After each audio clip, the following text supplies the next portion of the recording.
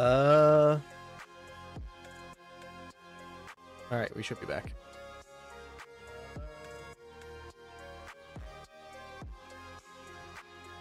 Here's hope. Already. Solo riots. If you're here, let me know. That way I can answer your question. My fellow Americans.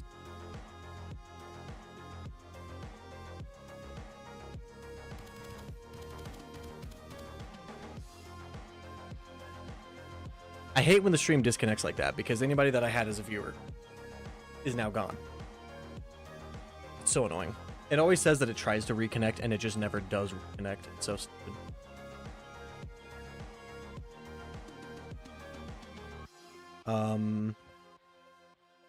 Solo Riots, are you in the new stream?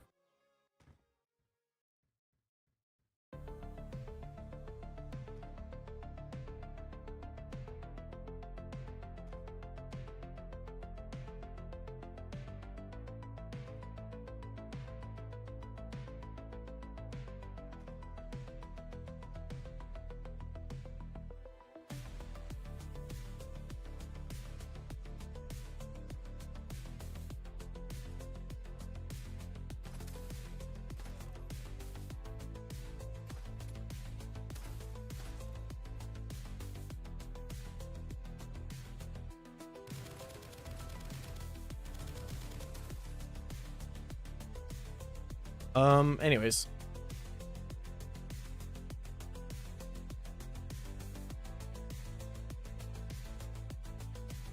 Yeah, so the two things that I need to work on is getting this fancy land location thing working, which is...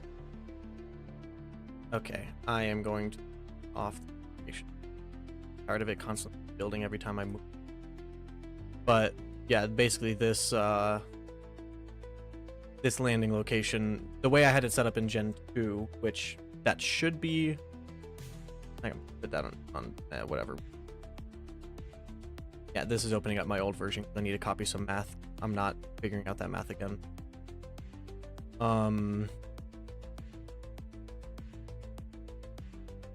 But basically what it would do is it would automatically calculate the launch velocity based off of where this landing location was.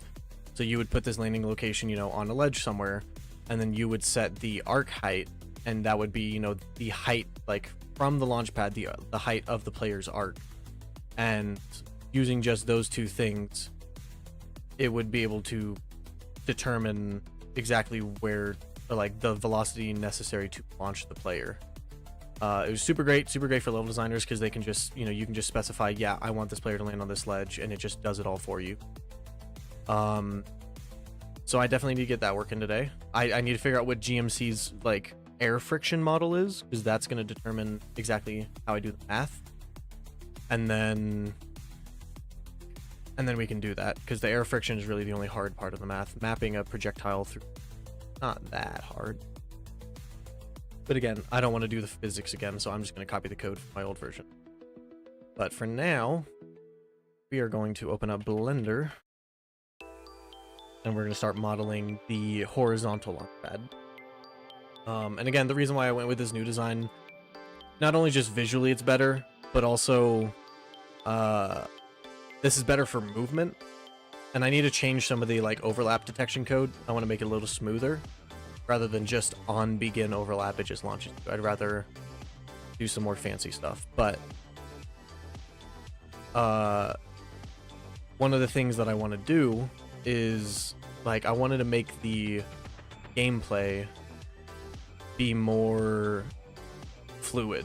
So with the old launch pads, it was one thing, but with the other man cannon design I would have done, it would not have been fluid. So like one of the things I want to do is just be able to like have you maintain your momentum. So like if you get launched over there, I want you to be able to like continue your slide and be able to like slide into a launch pad smoothly. So that's what these new designs help with.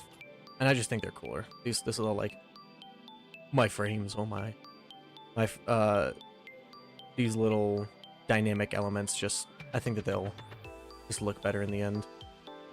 Oh, the other project have opened, that's why my dropping. Yeah. Why don't I do more devlogs? Uh, long story short, with this version, it's just one of those things that I've told people I'm working on this new version, Gen 3, we call it. And, you know, a lot of this is just redoing the stuff from the old version, which I could do devlogs on, but to me personally, for those that aren't like closely following the project and understanding that I'm creating a completely new version, they're not really they're just gonna look at this and be like, wow, this looks like the similar game but just a whole lot less content. And so it could be confusing to people like that. So, and yeah, I really should still be doing devlogs, realistically, but and I will once this version is ready and this version has all the base systems ready to go. We're doing a vertical slice test, which we're aiming, don't hold me to this because I'm an indie dev, I can't really meet deadlines 100%, just because I don't know exactly how much time I'll have in the future. This isn't my full-time job or anything, but we're aiming for end of March, beginning of April for the code to be ready. I'll probably do like another couple weeks of optimization and like polishing certain things, but we're aiming for end of March, beginning of April to do an official limited public playtest. So like people will go in the Discord server. We have a Discord bot that'll, you know, you can do a command and you'll get a key. It'll DM you a key, and you know, it'll be limited to like, I don't know, 200 members or something. And if we get that many members in the playtest, that's great. That's amazing. So word of mouth, you know, if y'all want your friends to play it, like that's where word of mouth will really help, because it'll just be an open play test. We won't have like matchmaking or anything like that. So I'm trying to set up Discord invites. That way people can send Discord invites to the Discord to create like open lobbies. That way, if you wanted your lobby to be open, you just paste a Discord invite. So like it'll just be literally a small playtest, and it's not a playtest of the full game. That's the thing that I'm gonna have to make sure to explain. Maybe that's gonna be some kind of text thing in the menus, or maybe I record a video or something. But it's not playtesting the game, it's playtesting the systems. So the big thing that a lot of people who are going to want to test this are going to have to remember is there's going to be bare minimum content. Like, there's only going to be a couple weapons, a couple abilities, a couple equipment, and a couple grenades. Like, it's not going to be a lot. It's just going to be, does the game function? Can you find any bugs? And if you do find bugs, take videos of it, send it to me so I can polish that before I go and just add all the content. If I know that my systems are working, I can add content like crazy. And I can, you know, add all the weapons, add all the abilities, add all this stuff. And I can just, you know, add that like crazy and get the game back up to the state that it was before. But before I even do that, I need to make sure my systems are 100% working and reliable. So that's what this vertical slice is. It's literally the bare minimum amount of content, but all of the systems necessary. So I'm thinking end of March, early April. That's the current goal, and I'm currently on PTO from work until Monday, specifically so I can just, you know, do a ton. Oh yeah, that's why my frames are dropping, because this is compiling shaders. So I'm just gonna wait for this to finish before I actually do any code. I can do Blender.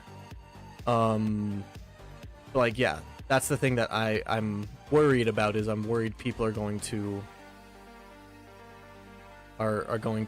look at it and go, you know, they're going to be like, wow, this game is incomplete, this game doesn't have any content. But this isn't a beta or an alpha or anything like that. This is a vertical slice test. So I'm really hoping that people understand that, and they're not just playing this as, oh hey, it's a new game to play. That's not what this is. Like, this test is going to be for people who truly want to benefit the game and actually like help the game come to fruition. So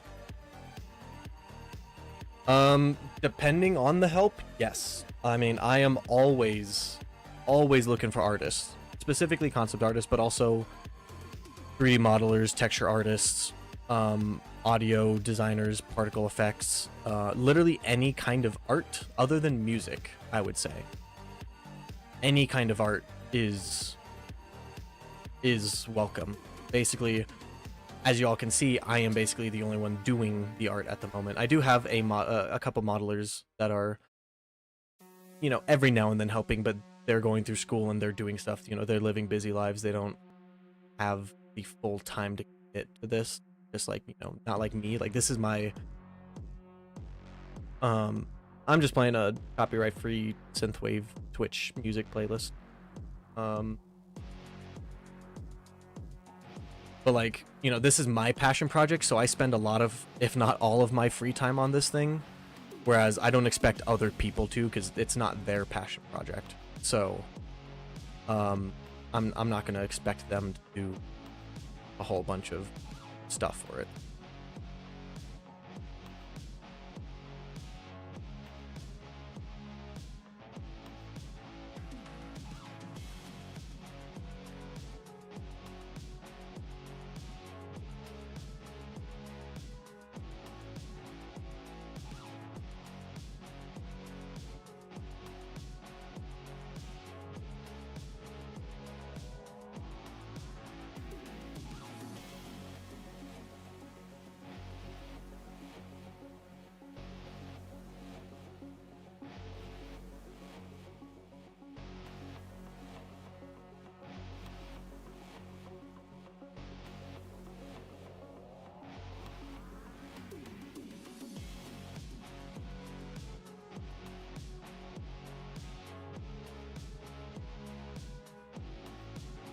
And I do have a sign up.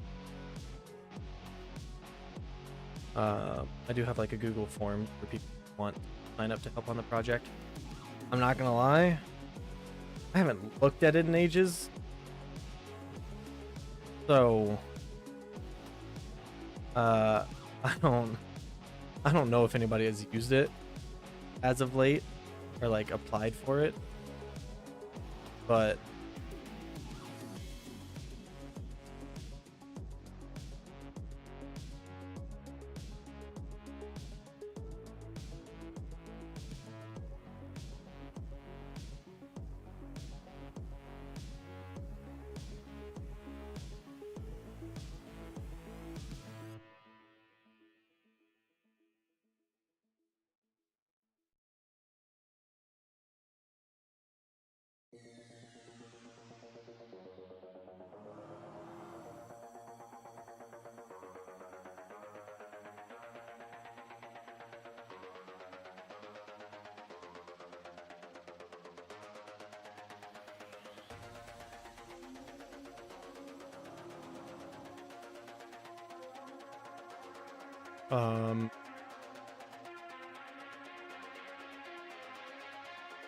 but yeah, so I'm just right now I'm just trying to focus on getting a lot of these base systems, which, I mean, realistically, launch pads aren't a base system, but they're definitely something that a lot of our maps I feel like need at the moment, so that's why.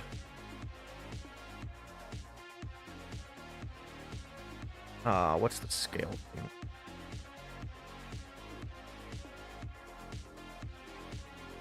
Oh, we need to, forget exactly.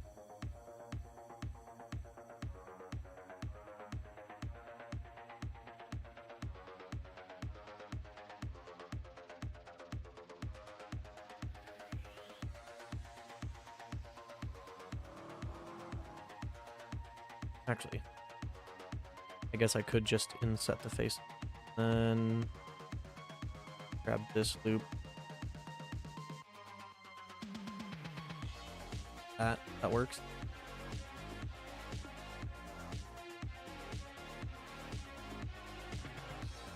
Yeah.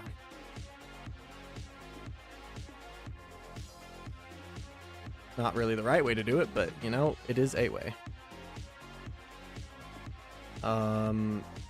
I'm going to export this so I can. And cannon block out.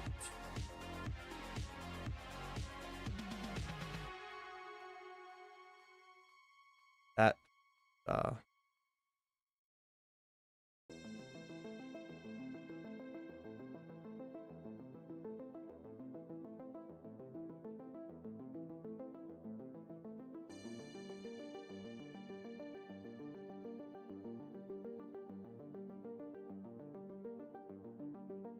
export that. This is not the right version.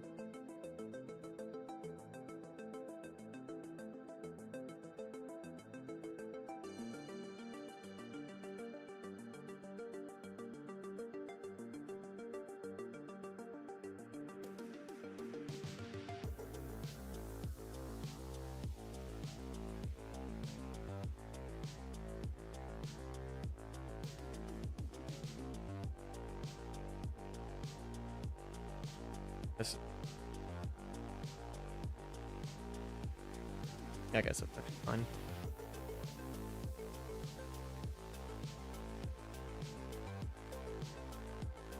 All right, let me go see how big this is. Oh, that's like perfect. That's actually like the perfect size. Maybe a little smaller. What's the collision? Oh, because it's. Oh.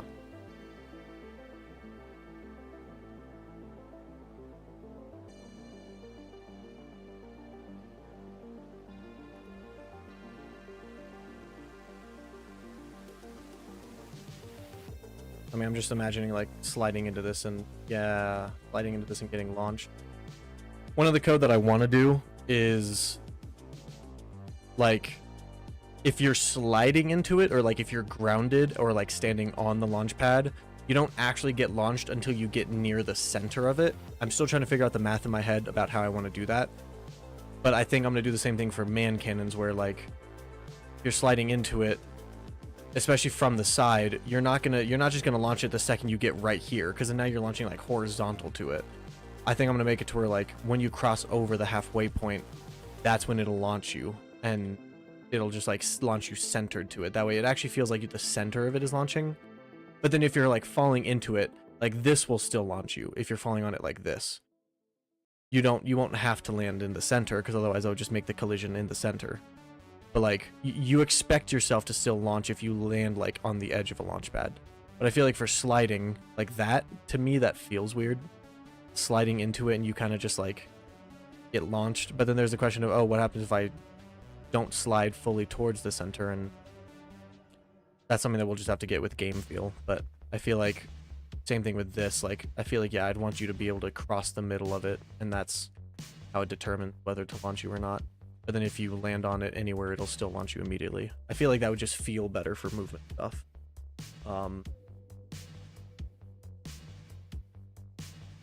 But I am thinking that feels like a good weight, or a good size.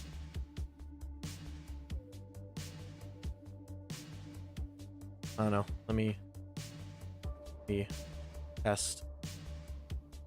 Honestly, I might make these bigger, because now this is feeling small, because this feels perfect for a horizontal launch pad or a man cannon. These are man cannons, these are launch pads. They're different.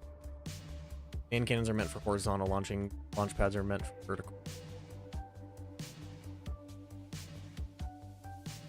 I mean, I could always just scale it up.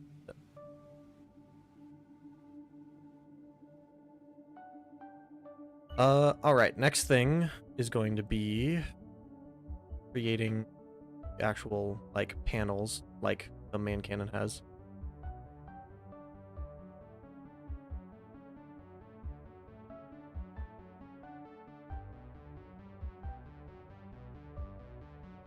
No, I didn't want to. I wanted to protect.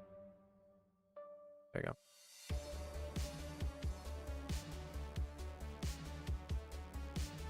Alrighty, see ya. Thanks for coming.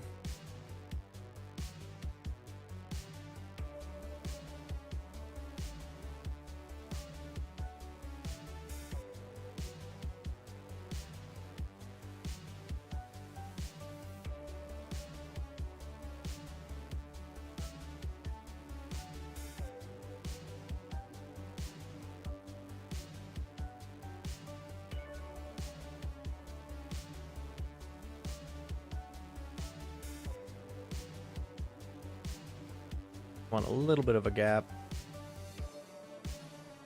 And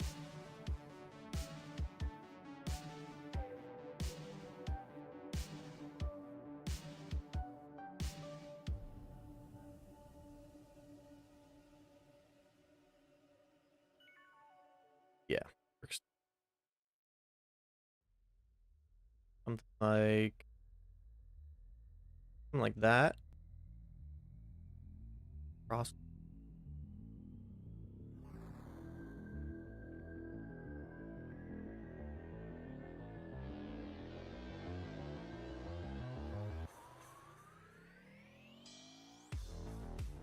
Something like that is kind of what I'm thinking. And then we set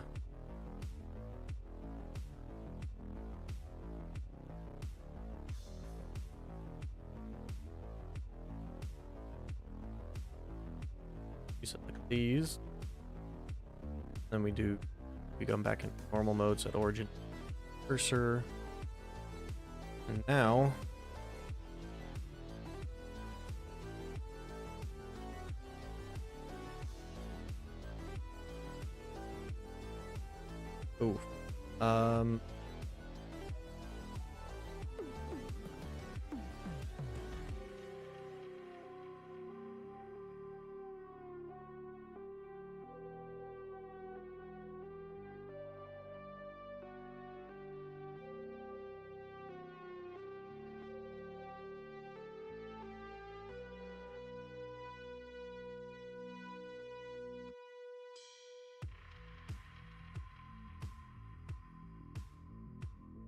there we go. Now if we rotate this around its pivot, yeah, like that.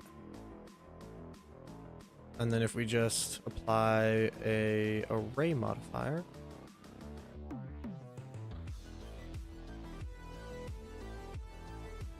stack them like this or something.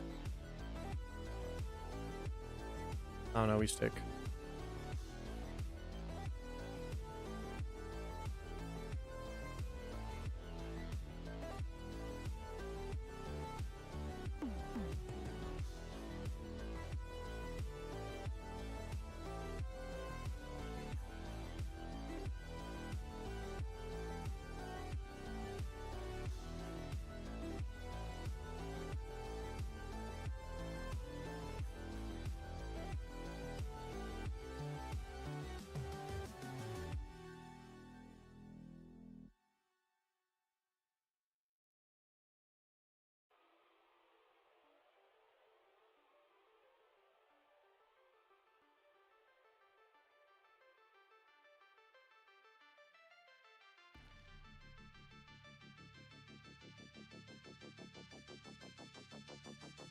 Yeah.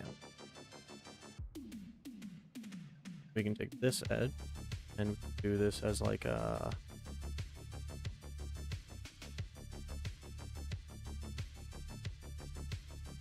there. I don't hate that. I don't hate that.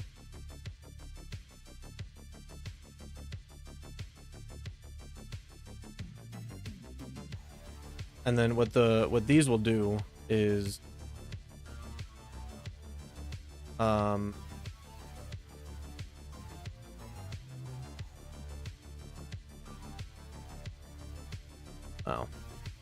yeah, these will point based off of the actual launch trajectory. So these will be dynamic through the launch trajectory. So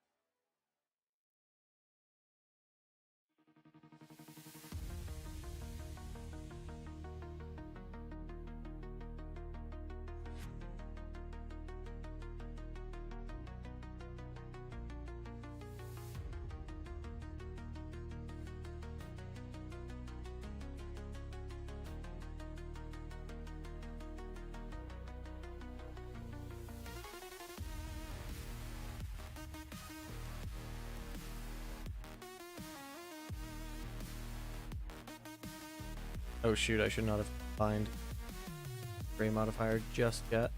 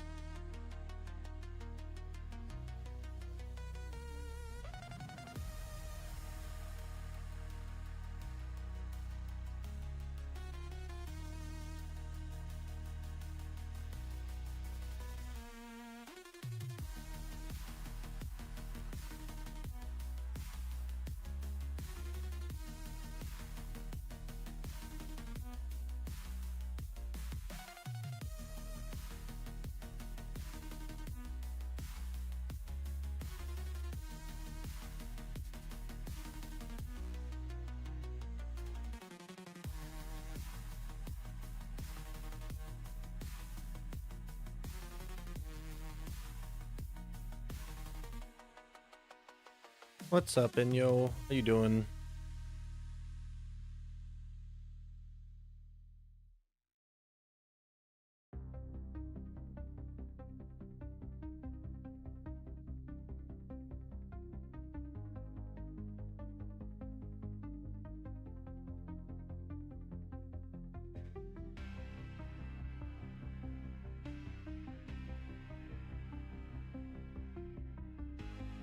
Yeah, no. For some reason, unbeknownst to me, Streamlabs is always like, hey, your stream's been disconnected. We're attempting to reconnect. And it'll just sit there just constantly doing that. So anytime that I see that, I just start the stream over again because it never reconnects. Maybe on Twitch it does, but on YouTube it doesn't seem like it ever does. It seems like once the stream freezes, that's it. It's done. So I just disconnect. Start a new stream, which kind of sucks because anybody that was in the old stream that's kind of there just to be a viewer, kind of they're gone now. So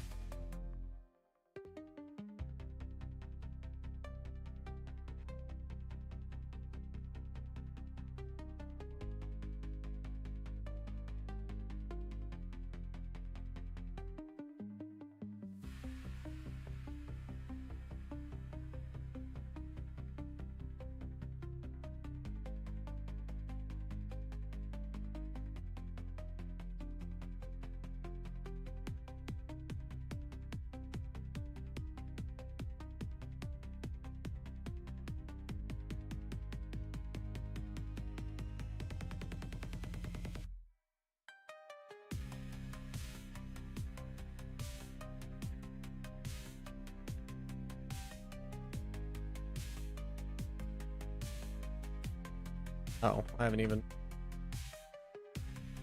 rigged them to the actual picture.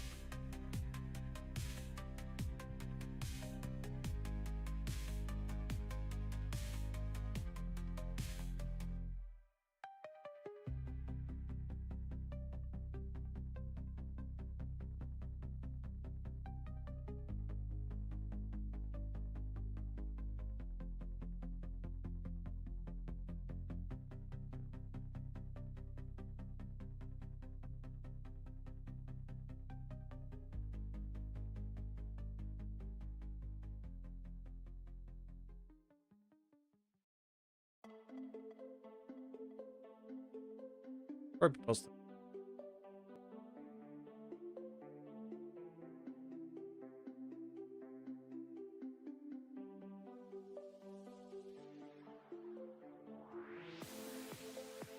There you go.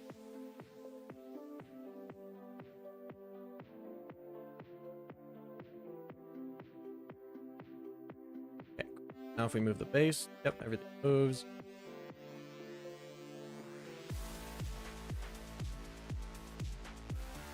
There we go. Now if we RYY. Yeah, there we go. Now the vents are all bending. So yeah, these will all rotate towards the launch angle. So if it's something that launches you just completely horizontally, it'll be like that, and you'll barely actually see any angle. But then if it's something like this that launches you at a 45, then we were actually talking about that earlier, right before the stream crashed. Basically, again, like I told them before, don't hold me to this. I can't guarantee numbers, which is why I don't set any hard dates. The goal is end of March, early April to be ready. I don't know if that's when it'll actually happen, but the code should be done. Maybe I'll be doing like optimization passes and some, you know, final touches, and like, oh, we added this customization thing that we wanted to make sure people have for the vertical slice. But for the vertical slice, and I have to preface the vertical slice when I say this, there will be a vertical slice test. I wouldn't call it a demo. I would call it like literally it's something that isn't necessarily always, companies never really do it public. They always just, this is normally something that's done internal, but my internal team has played it for so long. We need the outside view. We need the outside like reference and all that. So basically the goal is to do it as a vertical slice just to test my systems. So just making sure the systems all work, making sure that, you know, everything works in its entirety and that there's hopefully no bugs. Once I'm confident in that, and if, you know, if people find bugs and whatnot, then I'll fix those bugs, do another quick test with the same people, and then in that case, then I can just work on adding all the content that was in Gen 2 of the game, getting it back up to the state that it was before. Once it's back up to that state, then we can start hosting actual like playtest sessions with the community, and we can get it back to the state that it was for Gen 2. So the current goal, end of March, early April. Don't hold me to that, but that's what I'm currently striving for. I'm currently on PTO. I have PTO for the next like 4 or 5 days simply because I want to code a ton and I want to get a lot of those major systems finished as early as possible so I can actually make that goal. So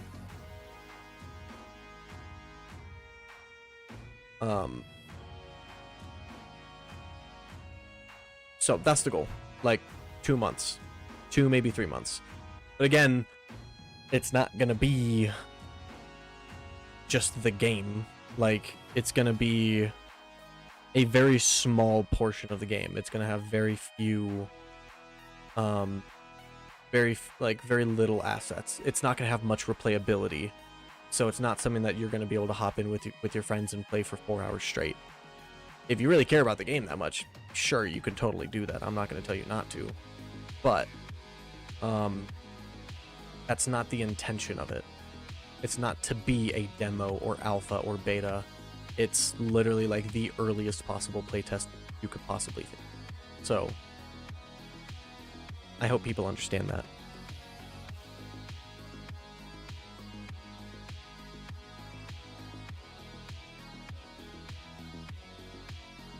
You've played for 100?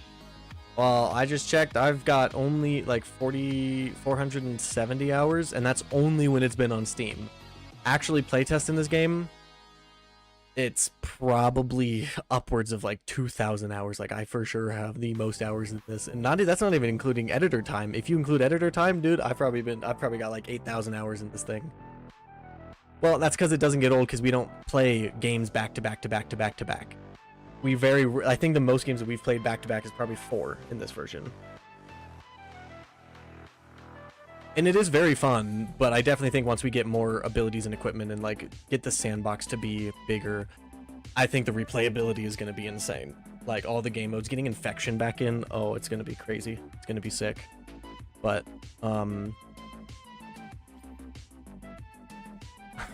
grass is not afraid of me. I touch grass all the time. I'm afraid of work. Why do you think I took PTOs so I can be here and not at work?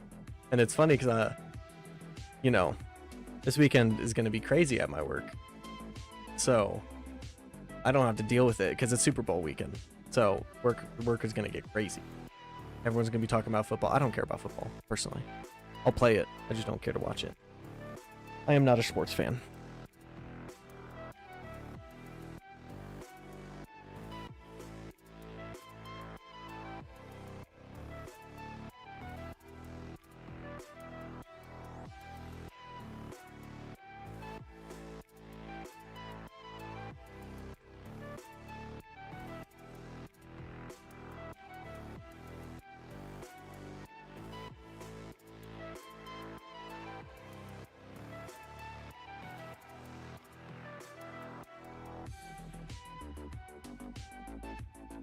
Oh, right, I have to export the collision tape.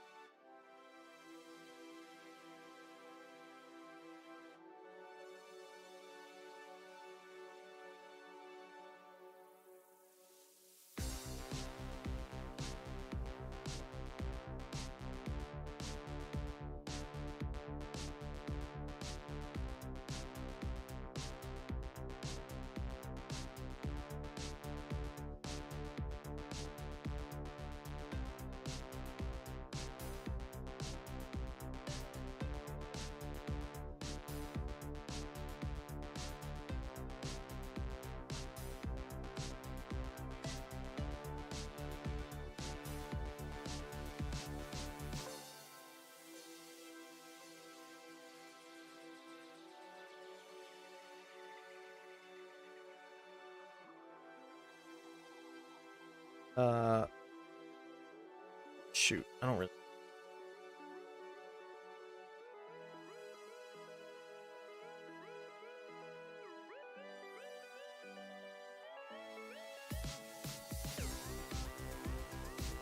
I kind of just want it to be a box collision, so I'm just gonna set this to be no collision.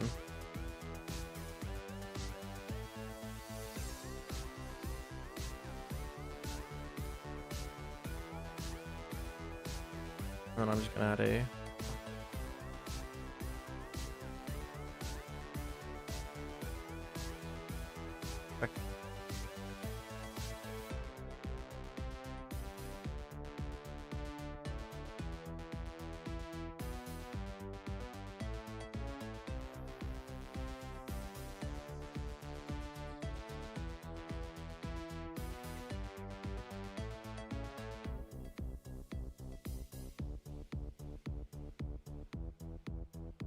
yeah, that should be maybe not 8, maybe.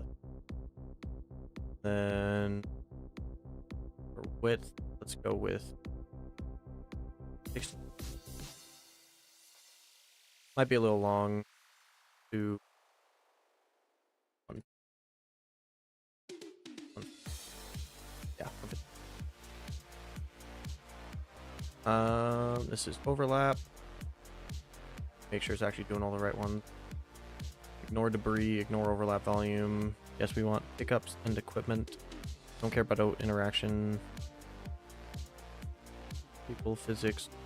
We don't care about those. We want to.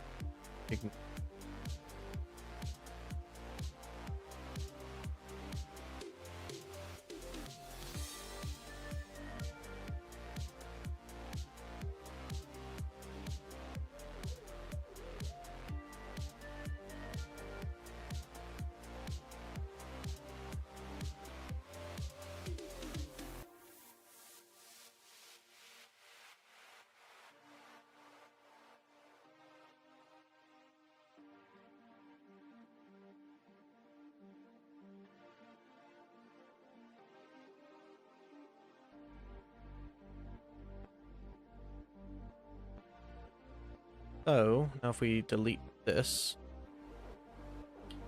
and we come in blueprints world, we drag in man cannon now.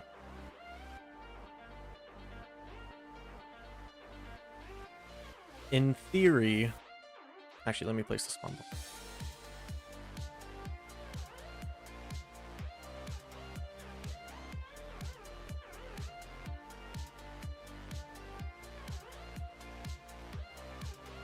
Yep, alright, cool. Now we just bounce straight up just like it.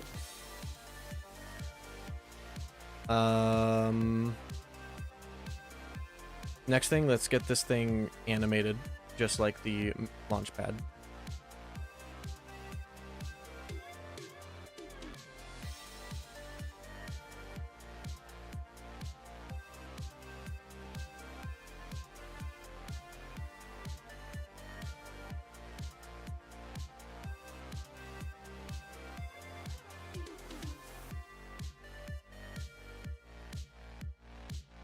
And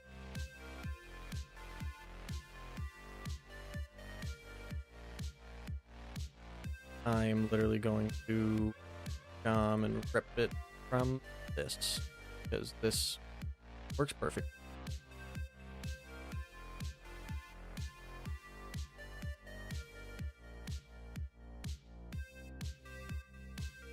We only have 6.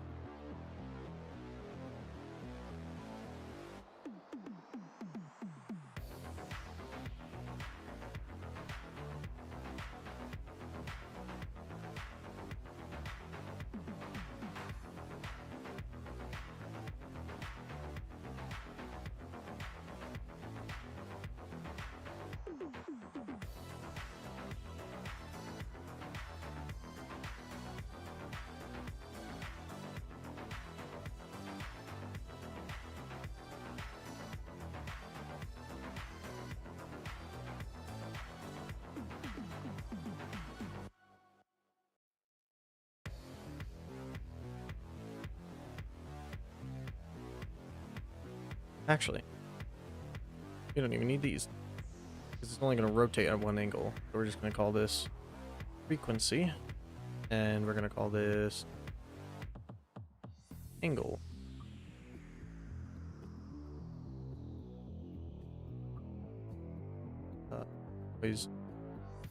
We'll call this.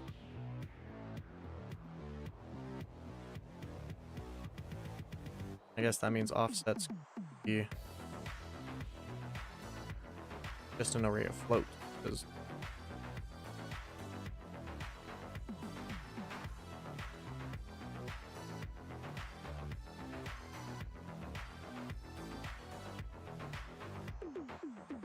yeah, rotating. We're not moving these at all, rotating them. So in determine noise, again, we just come in here and we just yoink this code.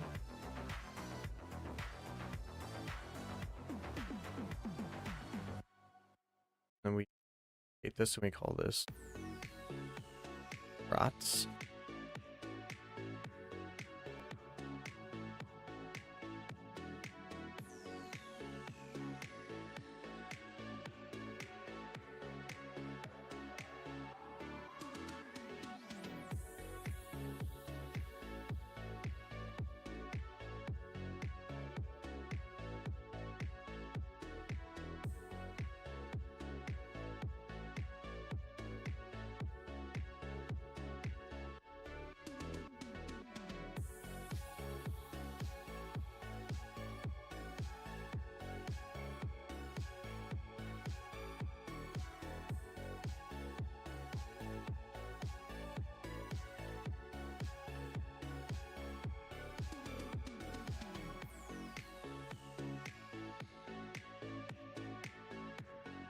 Oh, I see what I'm... Okay. So because we know we only have 6 indexes, we can just do this, create a local variable of current index, and the current index we want to get a copy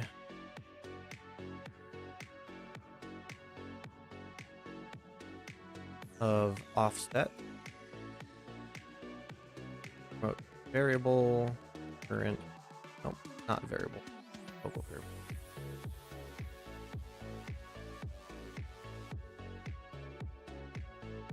Current offset.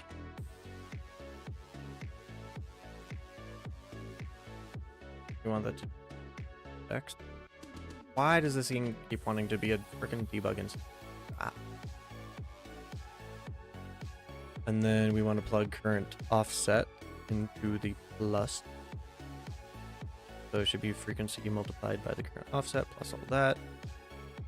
And then this gets set to, yeah, our array element. So then we do rotation, set array element to our current index. We do want size fit, and we want to plug in the item. So this should be our. Again, this is not the optimized way to code it, but just for prototyping this, getting it functional and seeing it very quickly. This. And then in the animation graph, we create an animation layer called German. Sure, like that. Input code.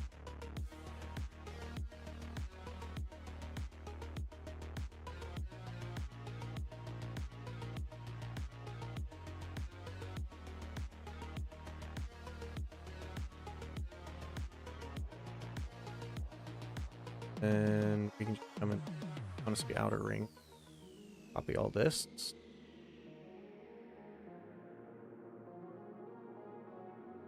Or not.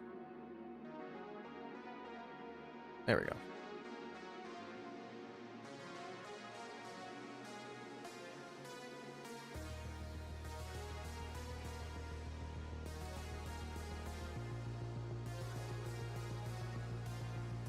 How much better?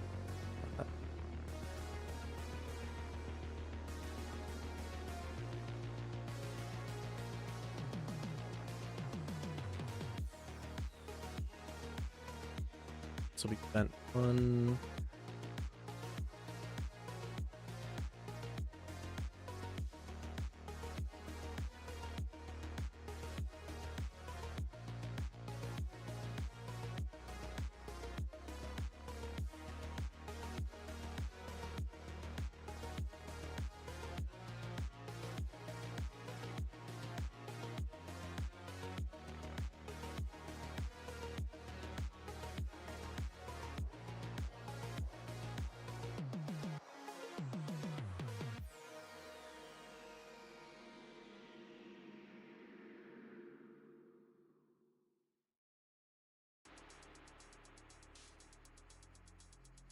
I think that's why.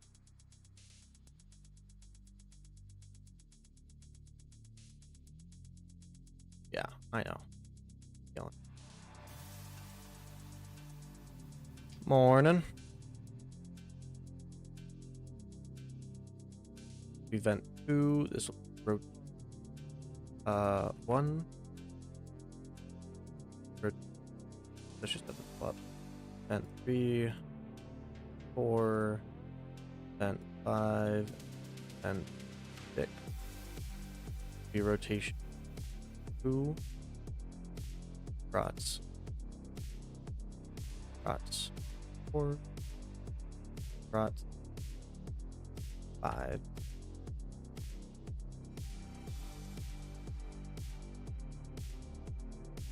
Please move this into set. I am doing great. As I've told everybody else on the stream here, I'm currently on PTO. So I am literally just going to be coding Onyx for like the next 5 days straight. Wait, today's Thursday. Yeah, give or take 5, like 4.5 if you include today. So I should be able to get some good progress. I'm doing some things with some friends, you know, next couple days, but shouldn't take more than a few hours out of my day. But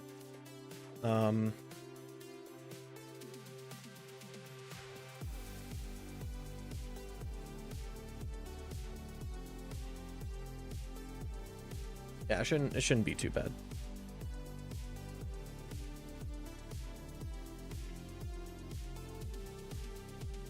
How about you?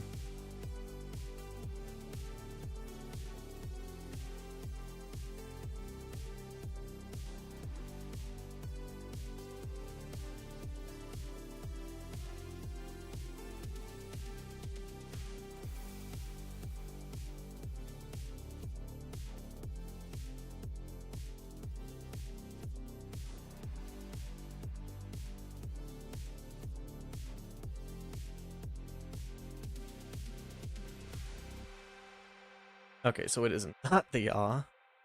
Or no, it's not pitch, it's probably yaw. Yeah, there we go. Okay.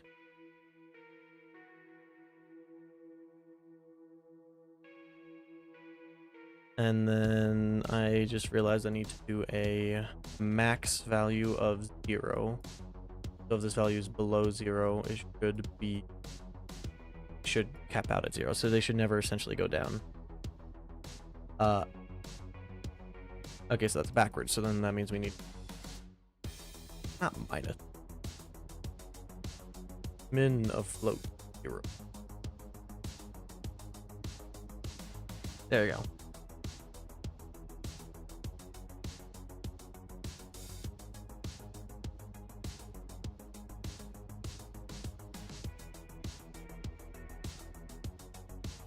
And then we can create a new variable in here called launch pitch, because that is something that we're gonna have to set up to be dynamic.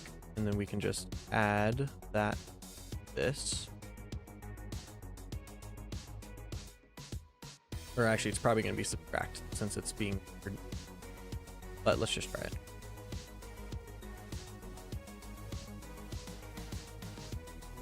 Right now we're working on the launch pads, so.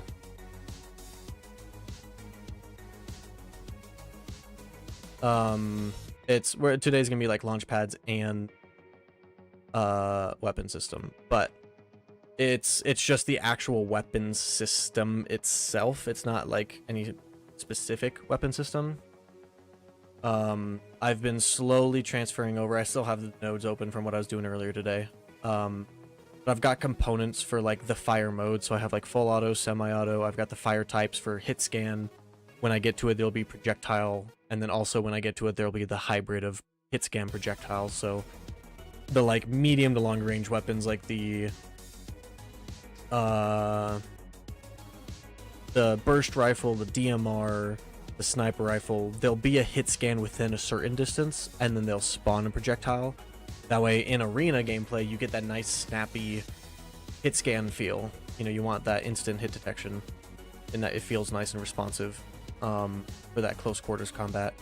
But then medium range for like big team battle, medium to long range, you get the projectiles, so you actually have to like lead your shot. It's not just pinpoint accurate at a distance. You know, you people aren't going to get sniped like crazy at a distance. So like I'll have different fire type components for that. So like I've just been moving that all into my own weapon system and like building it into its own component and just kind of refactoring how I'm doing it, because it was all previously hard coded into the player and I never liked that. So now I'm actually putting it into its own, like the weapon system is now a component, so it's dynamic in theory. When I finish this, right now it's got some hard class references to the player just to keep things functional for now, but I'm slowly like fixing those references, which actually the one reference that I think is left, I think I can delete now.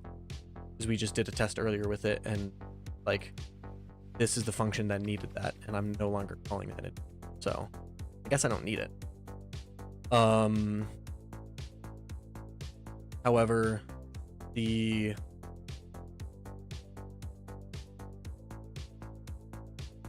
whatchamacallit? I can't think. Yeah, I'm just slowly moving things over and making things, you know, smarter.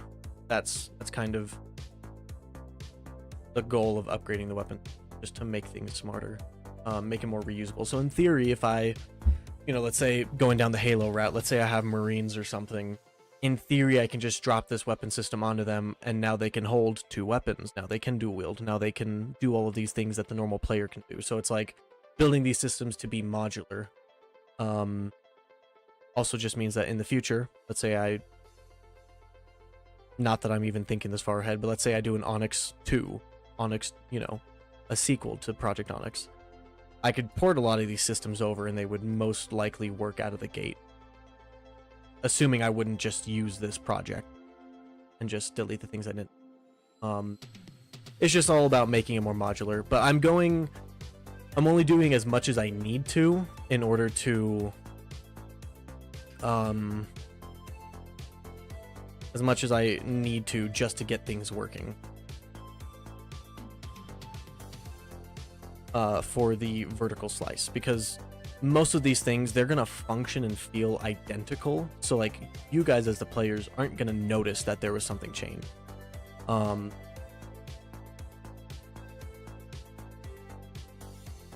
So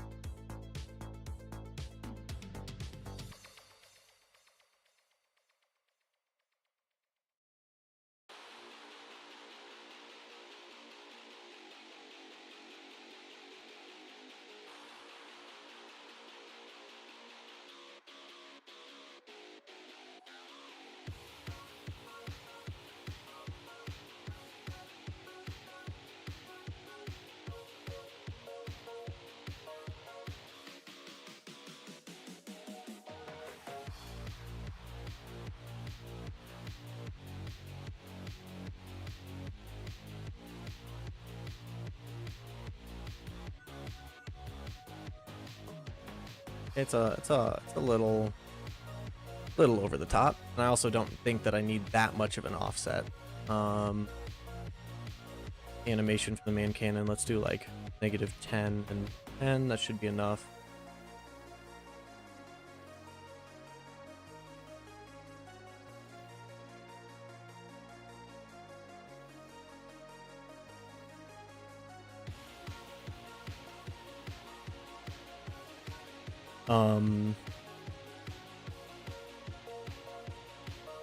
Yeah, it'll allow me just to be a lot more dynamic with my code.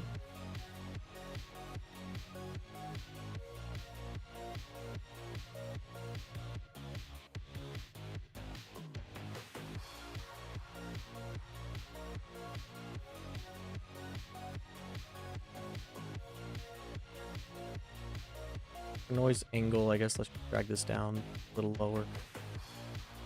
Just supposed to be a little subtle, I guess, like anything dynamic animate. Ooh. Yeah, I like that. Once we got some particles flowing out of here and we got the light kind of emitting in the angle, that'll look really sick.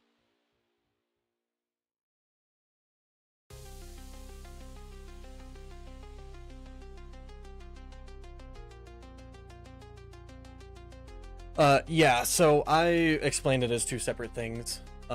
These are these are launch pads, so they're meant to be vertical, which is why, it's kind of like vertical stuff, and if I throw a grenade into it, you kind of see like it, it bounces only upwards to push it upwards.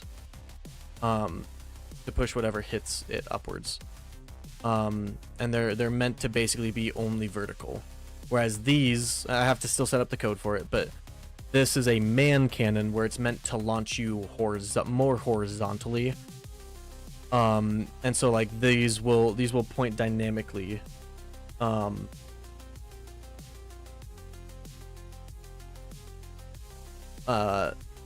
These will kind of face the angle that it launches you, and same thing with the particle effects. Jump pads for Portal 2? I need to look at that. I have a whole launch pad, jump pad, like reference board that kind of inspired some of these. I didn't see any from Portal 2 though. Oh, I forgot about those. Yeah, those are cool. Kind of. Yeah, I can see it. I mean, the biggest thing that I want is readability. So like these will have some like light shafts, if you will, just kind of pointing in the direction. So like if you are across the map, you should be able to tell, oh, that's at like a 30-degree angle. You can kind of tell like, oh, I'm gonna kind of like, in theory, you should be able to intuitively tell where you're gonna land. That's at least the idea. But for now, it's just sharing the exact same code as the launch pad, so you can kind of just, it only goes vertical. I guess that's the next step, is to actually get this to work with the dynamic code. But like, yeah, just getting these, have some animation and life to it. And when you do launch, they'll all fold down and then kind of like open very quickly and like almost look like the vent is like building up pressure and then like very quickly like opening the vent ports to launch you out. And you know, it's kind of like this one does. Like if we go into slow motion, we throw a grenade in from the side. I don't have any more grenades. I drop a weapon on it, you'll see it kind of like shrinks down and then immediately bounces upwards. It's got some interpolation on it, which is why it's not perfectly smooth. Or it doesn't just like actually come down. Probably should turn the interpolation off, honestly. But yeah, it's supposed to kind of look like it's like folding up, closing to like build a little bit of pressure and then immediately like release it in a burst of energy. The particles are really what's going to make this come to life. Like, this is kind of cool to have these dynamic things on it and have it be dynamically moving and play an animation when it bounces the player up. Like, it's cool to have these kind of dynamic things, but I feel like the particle effects and obviously the sounds are really what's going to make this thing come to life. And probably some like camera effects and some camera trails, like those will probably also look really cool. So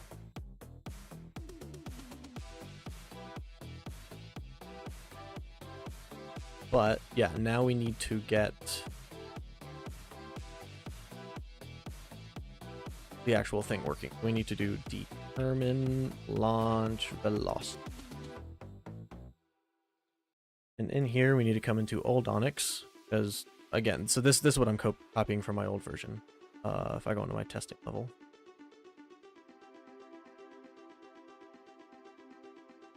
Probably the greatest thing I've ever coded. It took way too long to figure out the math, so I'm not doing that again.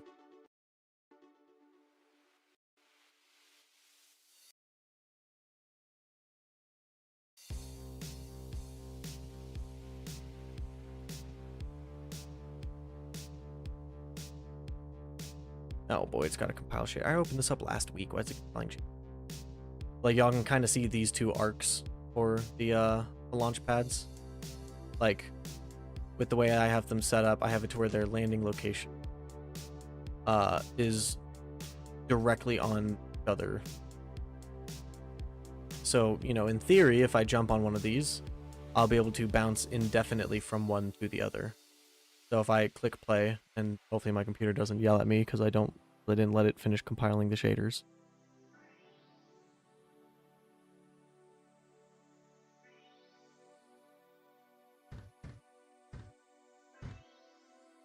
Wow, this thing is black.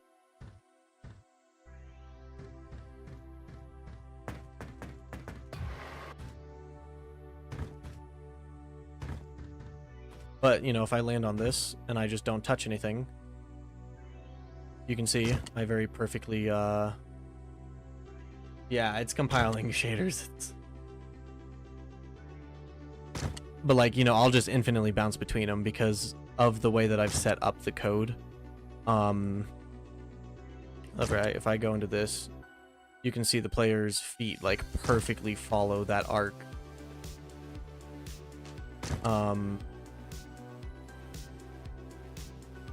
Because it's actually doing the calculus of determining from a height and a distance. It's determining the velocity needed to launch a player that distance. So compiles are, or if shaders are almost finished compiling.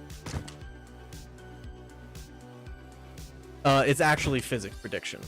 It's not forcing the player. Like, watch, when I hit this, you know, I can start air strafing out the way. Like, the whole path thing is assuming there's no player input. Like, yeah, I can start strafing out the way. So like you can still like direct yourself in the air.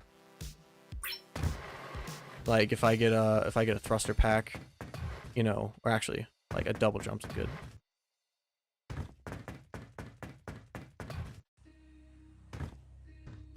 Like if I jump in this thing and then like double jump at the peak of my thing, you can see I go further than the launch pad.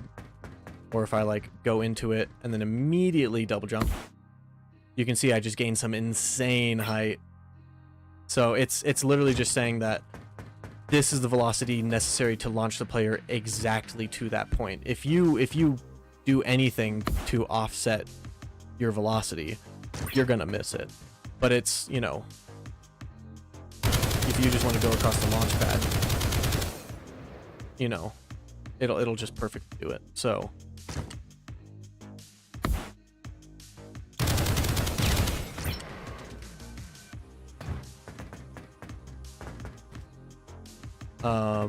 but yeah, I need to yoink that code.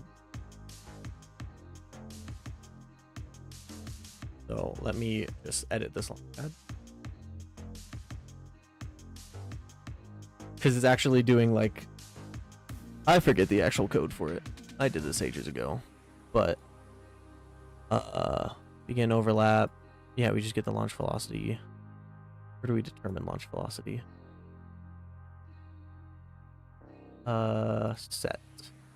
Yeah, suggest player launch velocity. Yeah, given a start and end location and the launch height. And then we put in the gravity and lateral friction.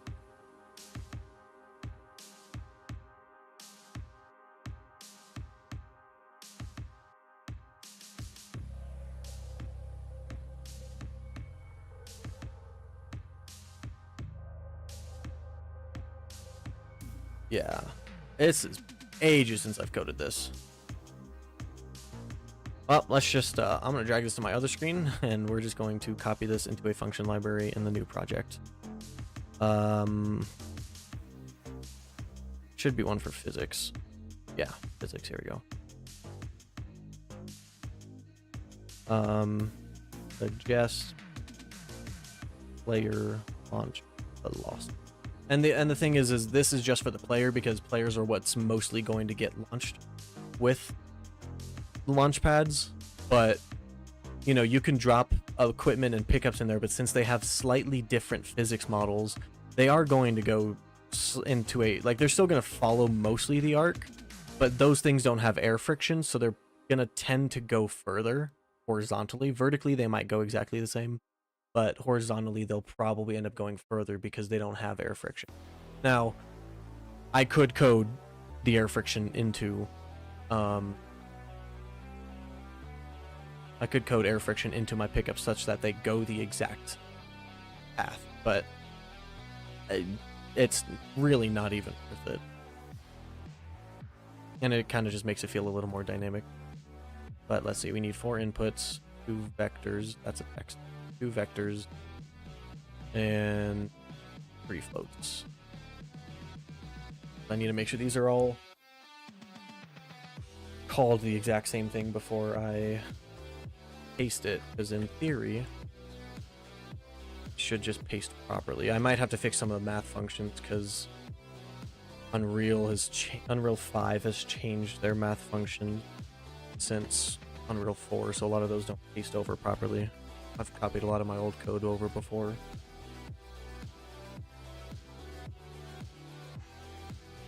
And then the output as launch velocity, and TOF means time of flight.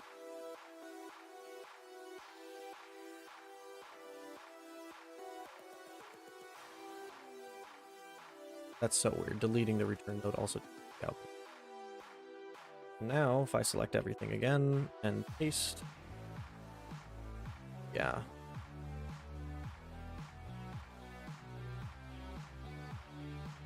Okay, now I'm gonna have to.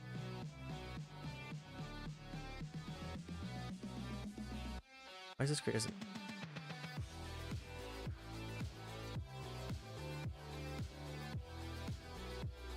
Did I tell you what any of this math is doing? No, because I learned this math probably 3 or 4 years ago.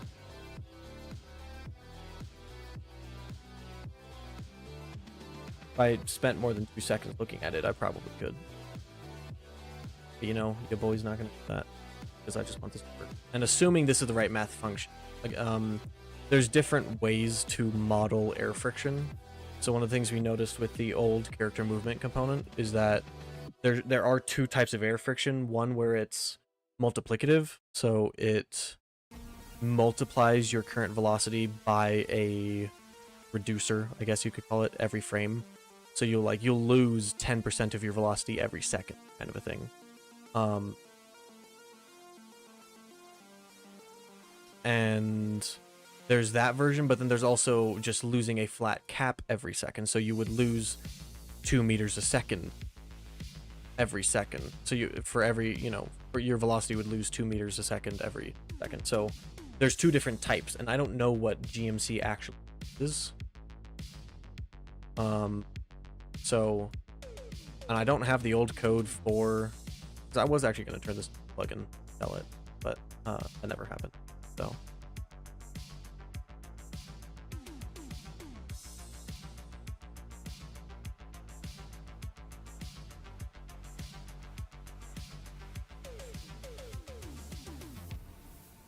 I'm gonna hope that he's doing the multiplicative version, because it's so much cheaper, or not so much cheaper, but the code is here for that.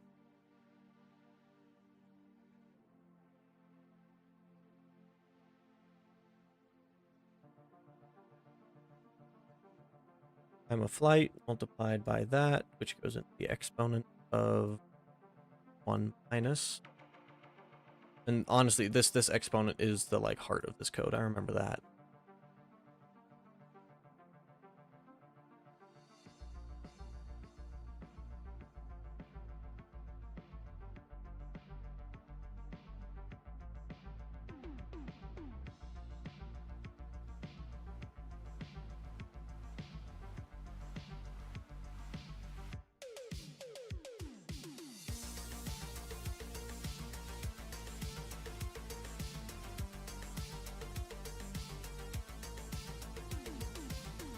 Oh, I haven't created this variable.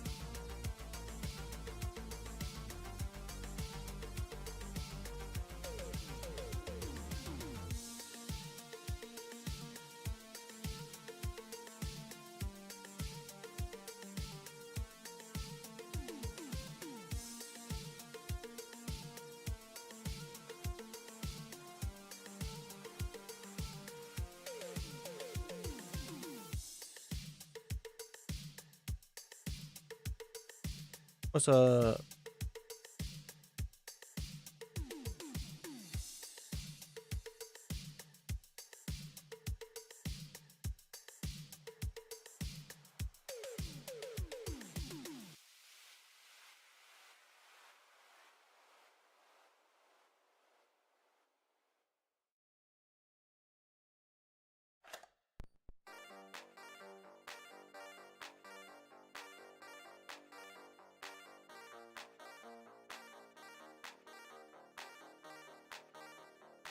all right, well, we're gonna plug this in and see if it works. So we're gonna plug in determine launch velocity, and we're gonna do suggest player launch velocity, and we're gonna do start location. This is not gonna be accurate. I have to do a little bit of math to make this actually accurate. Well, well, well.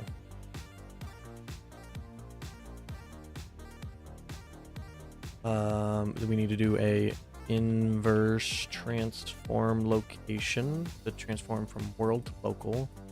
Get actor transform. We want to plug in the am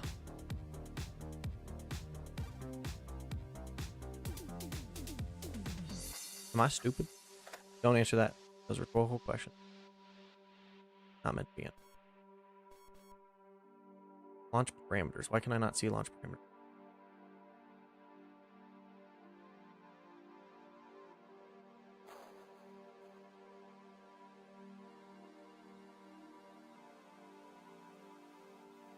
I told you not to answer it. You may or may not have been napping. Brother, man, you gotta lock in.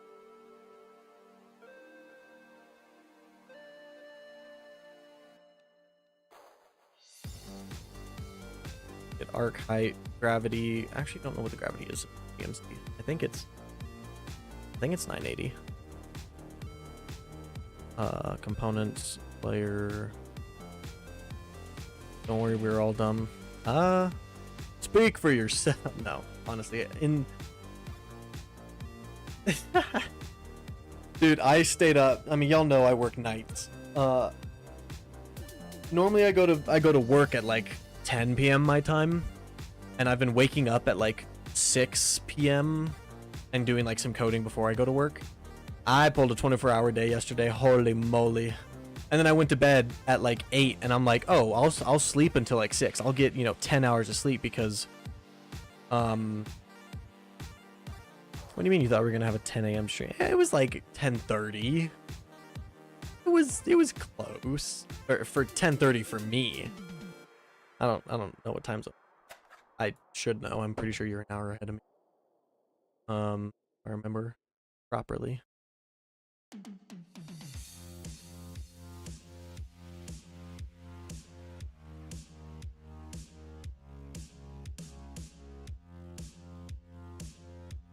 Yeah, okay, it's got to be 980.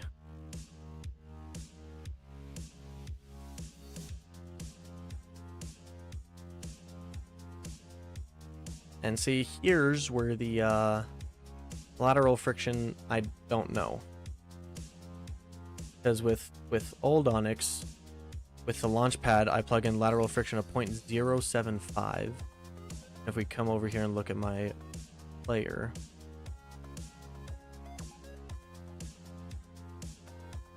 it's 1 p.m. for you? Yeah, it's 12, so you're an hour ahead of me. So, I started at like 11:30 your time.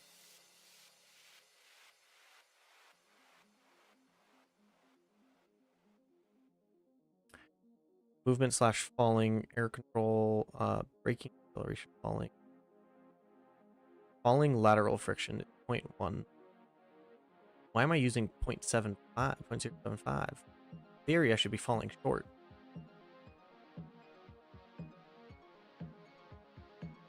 But yeah, see, this has... GMC doesn't have friction. Or at least not in the air. There's braking friction for walking, but not falling. Deceleration. Braking, deceleration, air.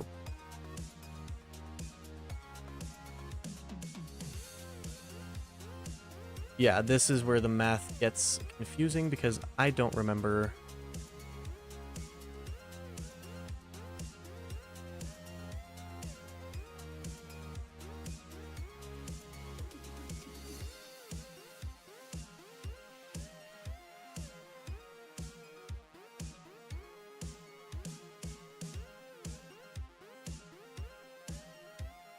Yeah, I'm not using friction. He's using deceleration. I'm not using friction. I don't quite remember.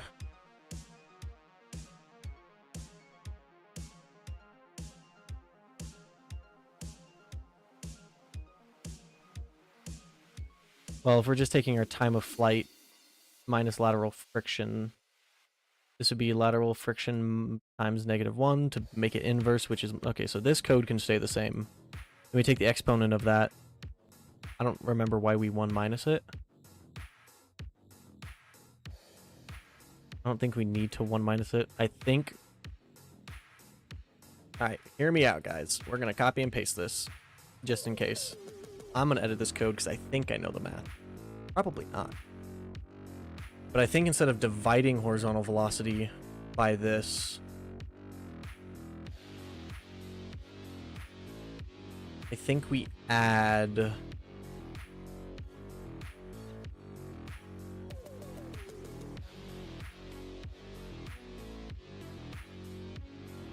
think we add just this. I don't think we need a 1 minus it.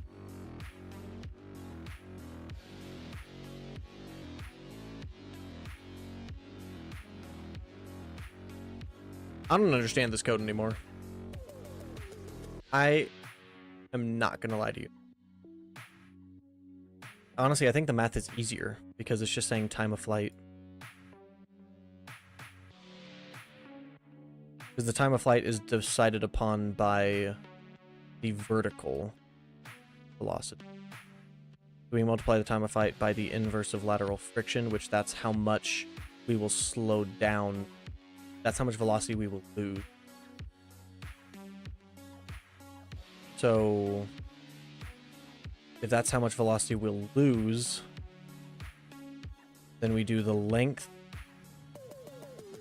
minus this value, which we don't multiply by -1. We just do lateral friction times the time of flight.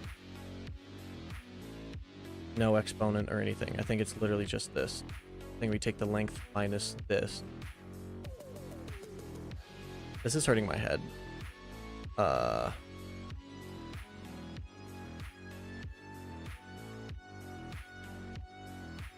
Yeah, this is hurting my head. If it's hurting my head, it's gonna hurt your head, man. Not that I'm saying anything about you. I'm just pointing it out. We just take the length of this minus the air friction, and then we multiply the direction by that.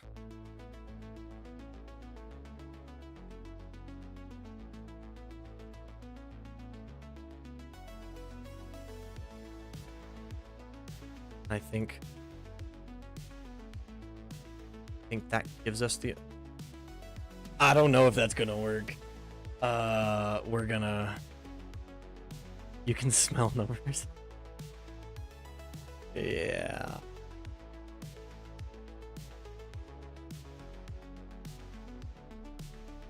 Well, let's see. We should be able to... Huh. Apparently I don't have that exposed. Let me expose that. Launch velocity, instance editable, and expose on spawn. Actually, I don't think we need expose on spawn. I think we just need to be instance editable. And so in man cannon, if we are doing this, then we can set launch velocity. And then in here in launch actor, we can plug in launch velocity. And by default, we can just make that and bop, which means for the launch pad, it should send us upwards. All right, I don't know if this worked. I don't think it worked. Those numbers don't hardly seem right. I mean, it is changing the Z properly. That should not be in the thousands, though. Then again, what am I plugging in for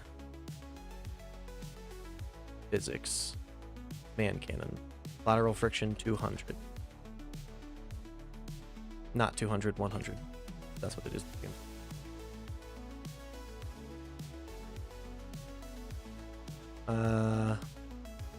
That still doesn't look right. But we're gonna try it, ladies and gents.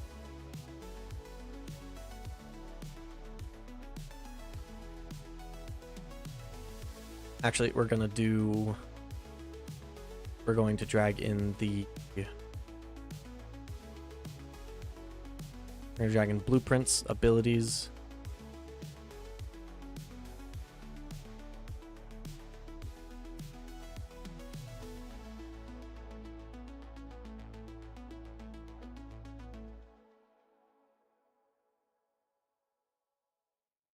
Why can't I drag this in here?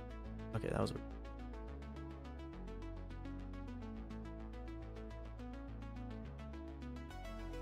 We're going to drag this where we want our player to land.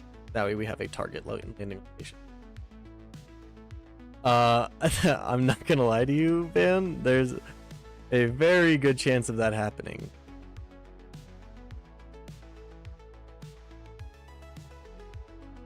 No, I don't want to go there. Go to this. Alright, in theory, we should land near this. I do not remember. So, in theory, this should still send us upwards properly. Okay, that's good. Are you all ready, ladies and gents? I don't think this is gonna work at all. Be ready to clip. Oh boy. That is completely the wrong direction. I'm just gonna kill my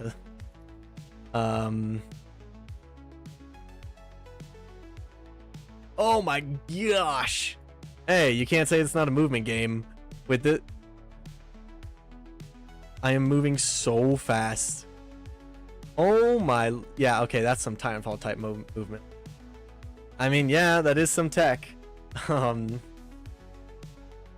moly, dude. What? That math is not, and the reason why I know the math is not accurate is because, what is rotating this? Alright, you know, we're gonna reset the rotation, because if this works on flat rotation, then we know we're doing something right.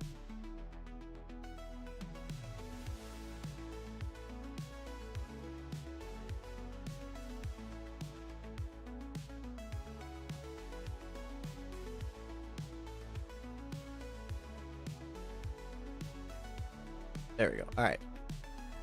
Because the rotation might be causing errors. So now if we drag this over here, then we drag the spawn pad. Spawn point, not spawn pad.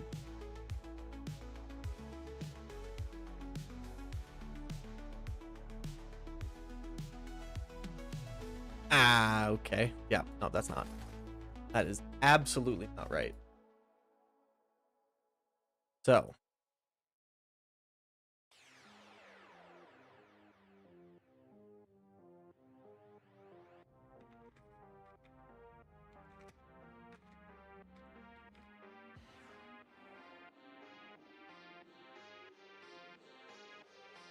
Oh, that's probably why we're dividing it here. I wasn't even looking at this part. That's probably okay. Maybe that's what this is. Maybe I shouldn't have deleted this. I didn't even look at what this function was doing. I just assumed it was like the velocity that we had already found. I don't know.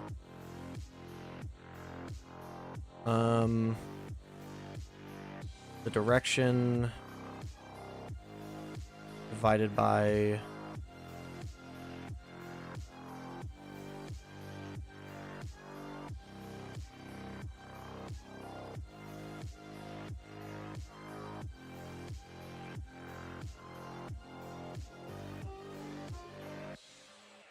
I mean that's really a question for Coma, but but I wouldn't mind having something that launches you go into like a curved, you know, like thing that like loops you around on the map or something. That's also what the zip lines are for. With the new zip lines that I'll be making whenever I get around to that, they'll be splines, so you can do like custom angles with it. And I kind of want to do the apex thing where you tilt based off of the like rotational angular velocity.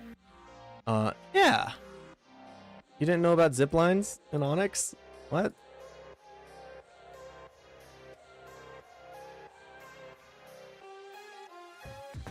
Look at this Gen 2 gameplay.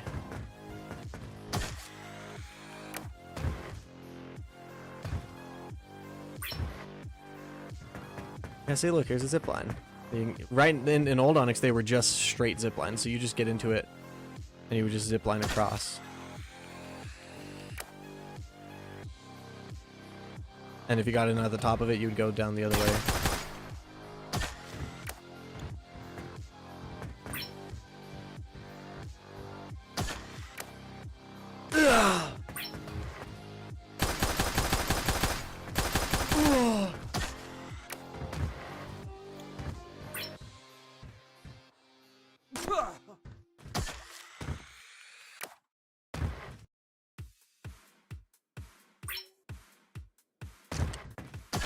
I'm supposed to land on that white square. I don't know what's going on there. I probably had too much velocity when I came into it. If I go into it now. Huh. Whoops. Yeah, this version had a lot. Huh? Okay, well,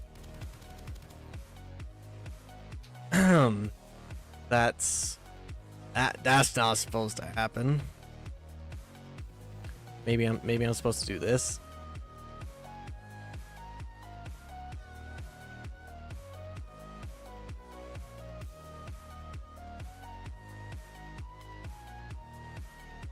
Nope, I still bounce off of it. What is this?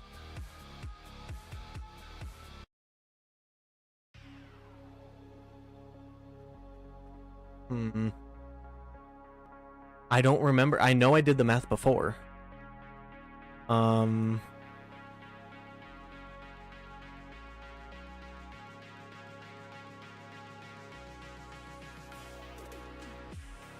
me Google this.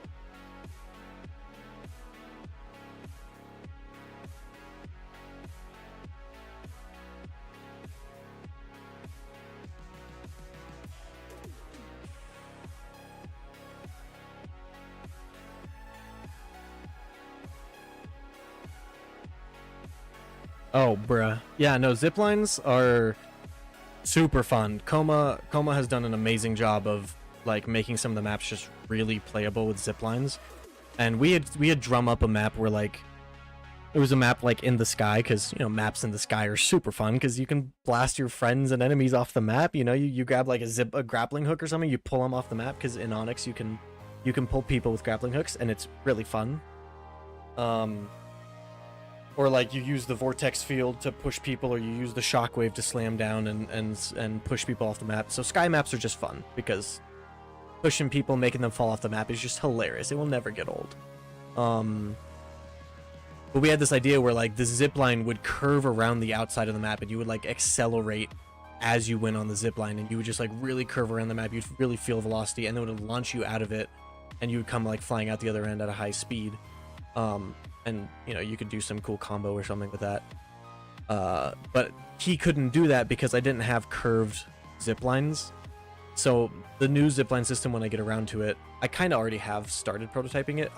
It doesn't work, but I started prototyping the spline thing. So if I go to blueprints, world, and zipline, you can see that if I grab this point and drag this outwards and drag it up, and then I can like alt drag, like I can create like a spline with it, and alt drag again. You know, that creates a spline, and so like that'd be the path of your zipline. But it's very laggy in the current sense. So if I click update mesh, yeah, you see it. If I reset this, yeah, you can see like it spawns zipline mesh. There you go.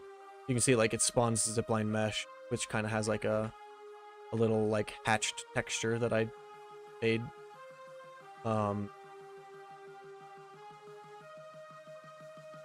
And you know, that would be the zipline for the entire thing. Turn 27, freaking unk out here. Holy moly.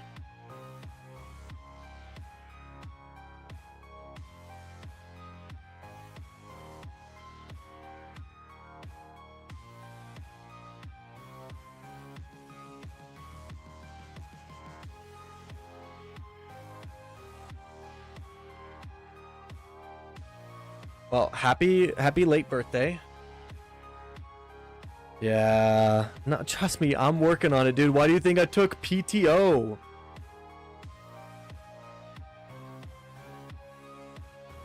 Because freaking PTO is the only way that I'm gonna get this game done. Ooh, there's no way I'm gonna get this game done by working a full-time job and only coding on it like 3 hours a day. PTO and having these like 5-day weekends are literally the only way I'm ever gonna get meaningful work done on this. Because there's certain systems like today, the Launchpad. I don't like doing this math for the Launchpads, but I have a whole day to figure this out. If I only had like 3 hours, I probably would not want to sit down and figure out math for 3 hours. That doesn't feel like a good use of my time, but being able to have a whole day.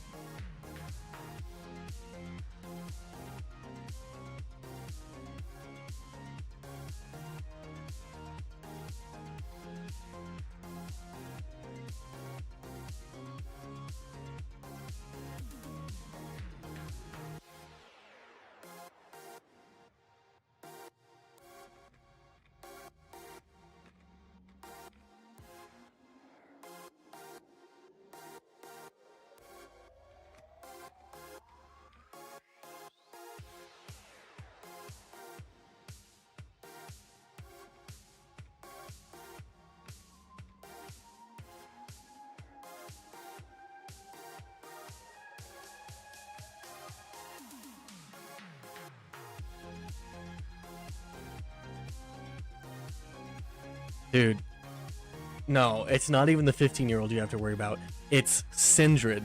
Sindred, this fool wrecks every single gameplay video. If you're ever wondering why I look so bad, it's because of him. He wrecks me in every single, yeah, there he is. Freaking that dude.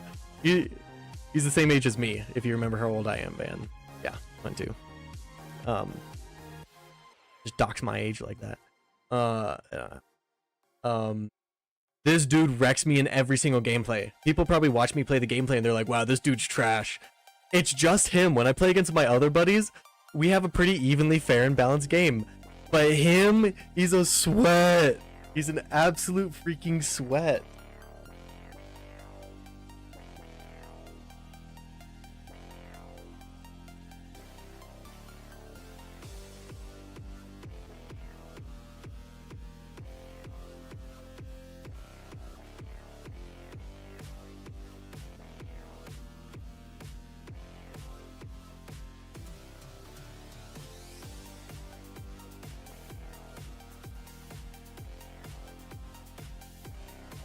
All right, I just asked Mr. GPT for this code because I'm an idiot. So I'm gonna attempt to copy this over because it just gave me the pseudo code, not the actual.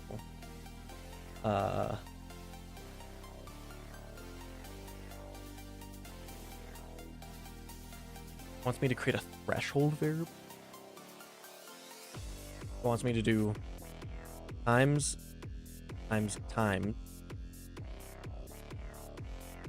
A, which is, what's A? Oh, braking accelerate.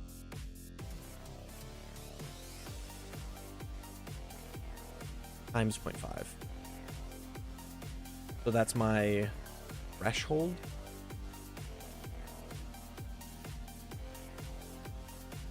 You're not washed at all. Don't even lie.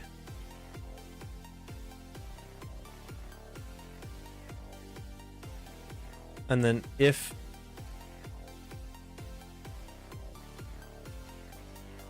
the length of this is greater than or equal to the threshold. That's what this is saying. I don't know. Okay. Then the speed is equal to E divided by the time, so we still did need that time of flight. If this works, I'm happy. Hey, that's true. Sindru do be needing to bring you a coffee. This plus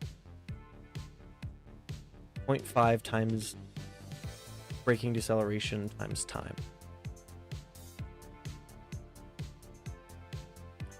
I freaking hate math, dude. I hate calculus. Why do I have to do calculus in game day?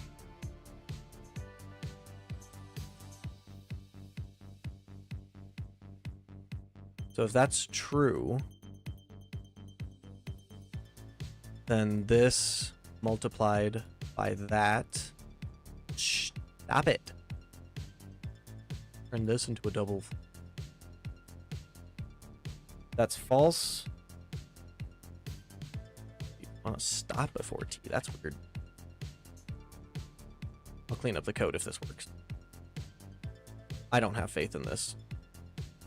This math is being told to me by a freaking AI. I trust AI. But I'm also not going to sit there and go and research college papers about calculus of mapping a velocity of a thing over time with air friction. That's stupid. Speed equals the square root of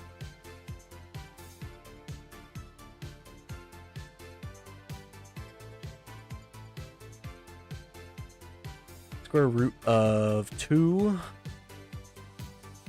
times the braking deceleration times the distance.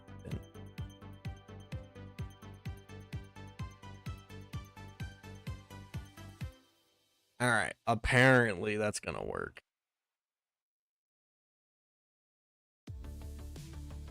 See, the vertical is easy. I can get the vertical super easy. That is still not right. What is this thing on?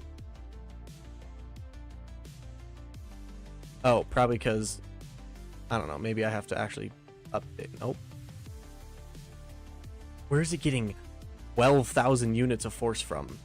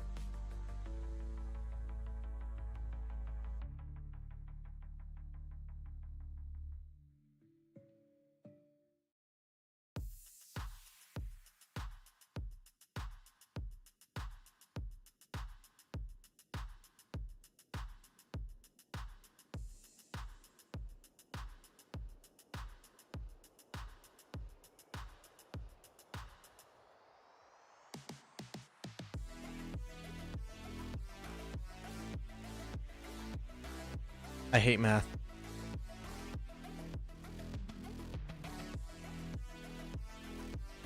All right, we're just gonna see if the arc height is at least right.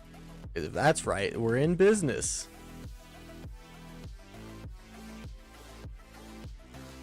That does not seem right. The arc height, let's make it 500.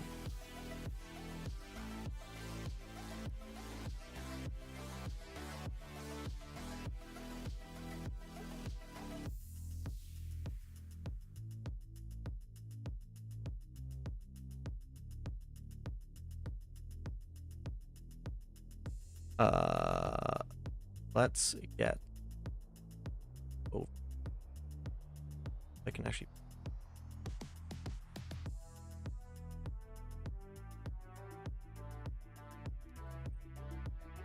so 1, 2, 3, 4, 5.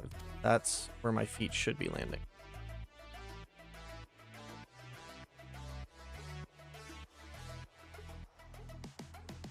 It's close.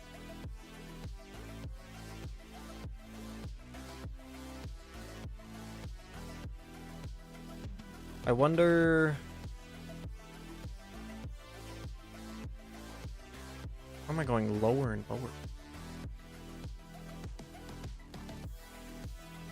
Interesting. I wonder if the braking deceleration is also vertical.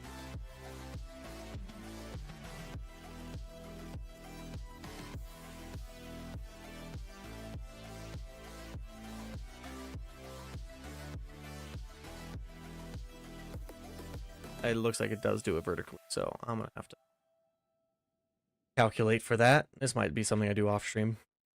I might, if I...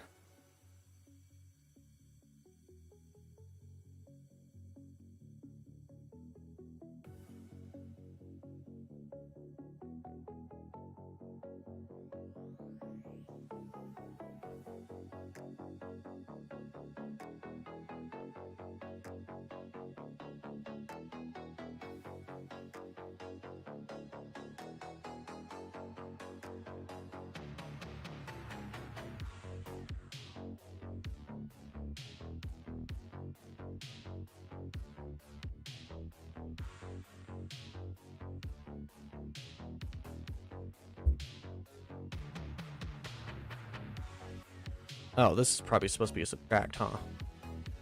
That's honestly probably where the math's going wrong. Let's see if that fixes anything.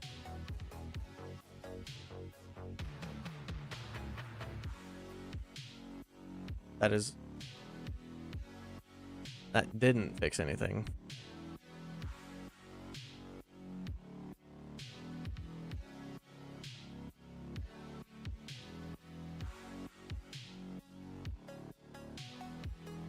All right, let's look at this math and walk through it.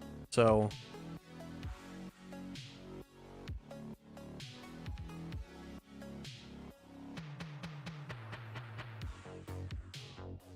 what's weird is launch velocity for Y should be 0. It shouldn't even be coming back with a positive for Y. So some math is very, very clearly not working.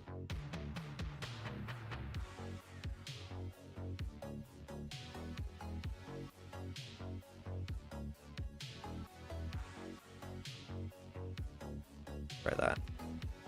Not do any of the fancy inverse stuff.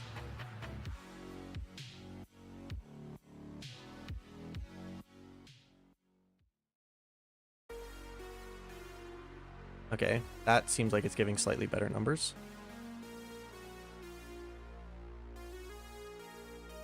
All right, that's something. That's something. Okay, we're getting better. So it just looks like it was the inverse math.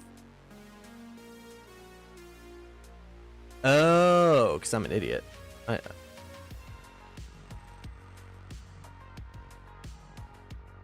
Yeah, I was using the wrong one. I'm an idiot. I apologize.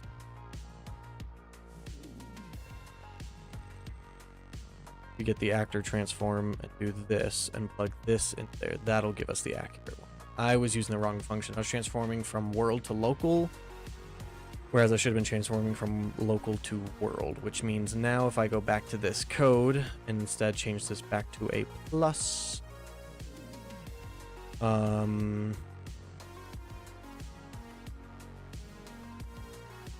and do that. I didn't even compile.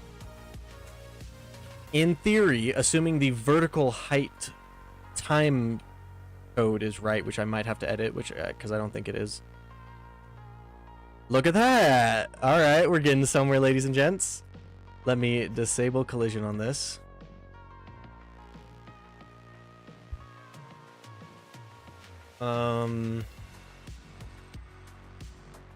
And for the sake of launching the player, right before we call launch actor, we are going to call determine launch velocity.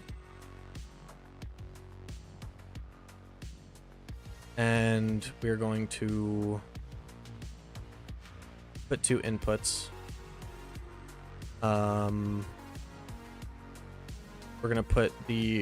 We're going to basically dynamically calculate this. Every time we launch the player, we're going to dynamically calculate this just to make sure our math is 100% right. Once we know our math is 100% right, we can worry about other things. Player location. We're going to do get actor location. And then for here, we want to get this. And we want to do plus 100 since that's the player's half height. And the player's location is in the center of them. So we want to calculate this dynamically with every single launch. If this works, then on the frame that we launch the player, it'll actually be calculating it dynamically for every launch. Okay, so I landed a little short, but I did land directly in the center of it, but that's only because I slid into it. So now I think the vertical for calculating the time of flight is not right.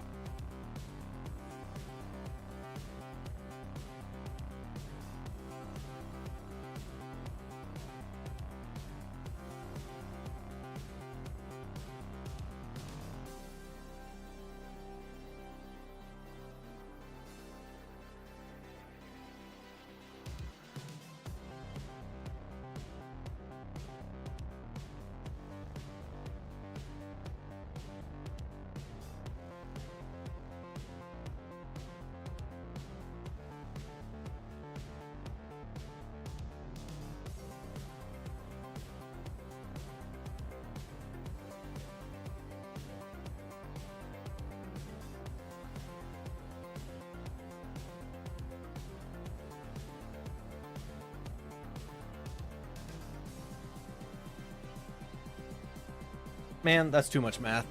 I'm leaving it how it is. It works, mostly. So...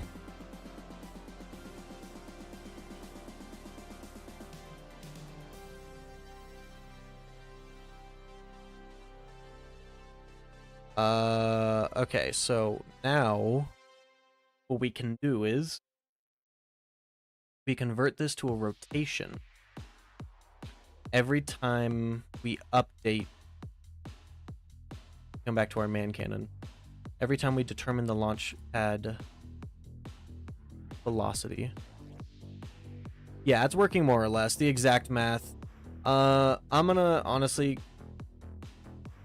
I wonder if I can override the. Yeah. I can override the braking deceleration. Oh, that's just getting it. I don't think I can actually override the, like...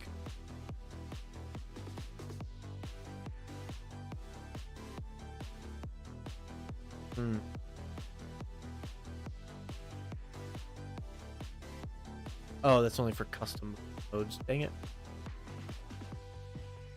There's no override for function friction. I'm gonna have to reach out to the GMC guy and ask him if he can expose something like that for me, because I liked the physics in old Onyx. I really had that all tailored down. So if I can get those physics back into this movement component, that would be amazing. For now, though, this is close. It's very, very close.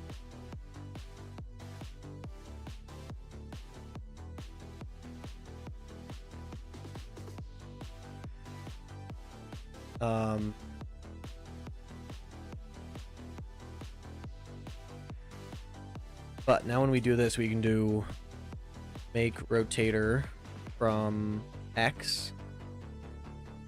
Now we can split this structure pin, and we can do bada bing, get anim instance, cast to ABP man cannon. We can do set pitch, and we can plug that in directly for this. So now you can see dynamically. Look at that. That's so cool. I don't know if you guys can tell what's going on, but like when we move the landing location, the pitch of these change to visually reflect what angle you'll be getting launched at. So like if I also change the arc height, you know, if I change the arc height, that shows kind of the angle that you'll get launched at. So that's kind of cool.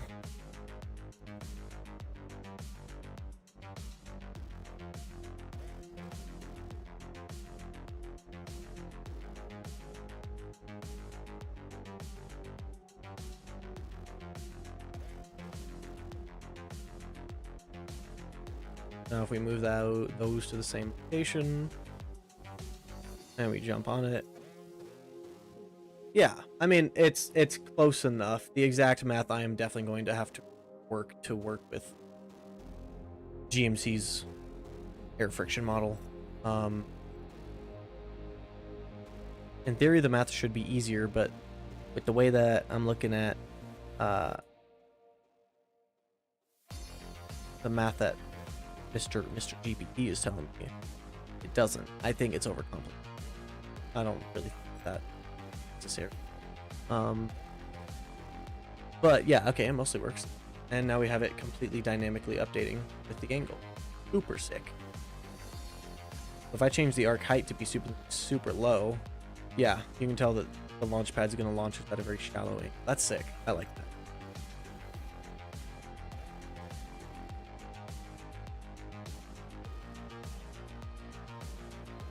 Yeah, baby. And now, wait a minute, ladies and gents. I may not have a brain, but I have an idea.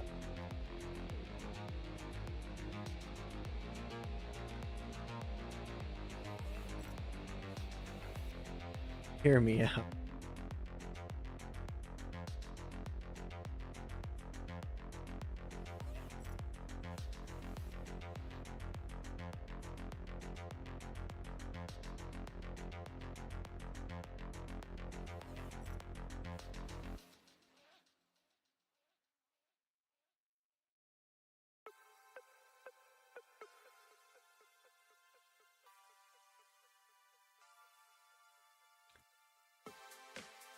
Do a stream on email? What?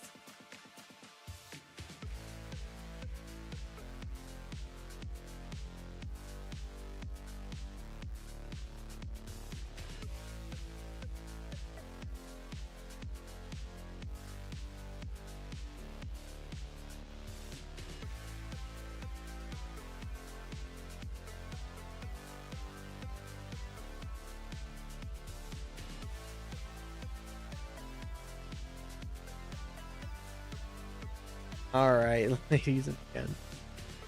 Let's see how this works.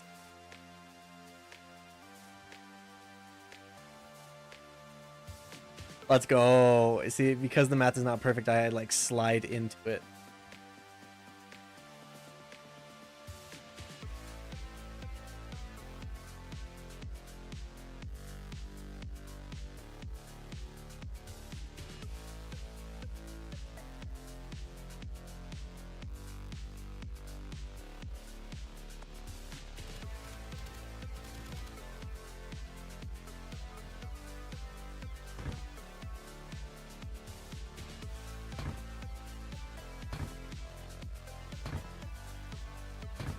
Technically, I could just leave this to go infinitely, and I would.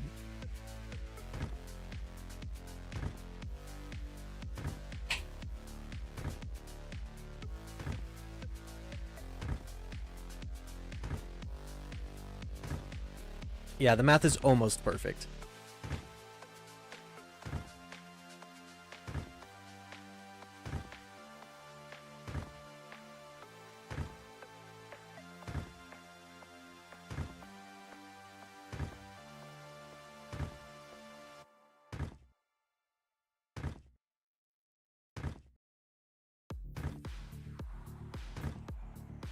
No.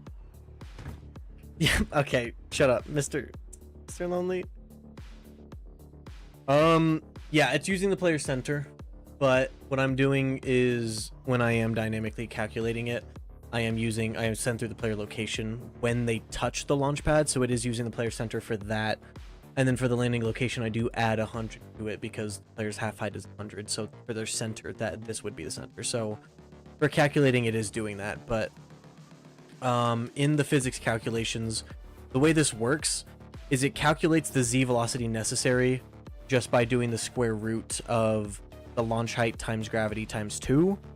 And I think this is where it's going wrong. I think this is the vertical velocity is affected by the braking deceleration, whereas in GM or in Gen 2 Onyx, the lateral friction is what I used. I didn't use braking deceleration. I only used lateral friction. So this was only horizontal. It never affected vertical. So it made the math for the airtime easy because I could just calculate it based off of the launch height. That's all I had to do was launch height, gravity, and square root, and times 2. And that was great. But now I'm going to have to calculate this vertical velocity differently. But again,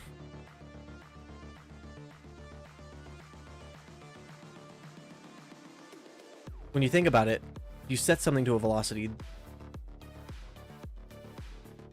The velocity is the amount of time that it's going to take to reach that distance. That's what velocity is to time. So if I set something's velocity to be 500 meters per second, then obviously it's going to travel 500 meters a second.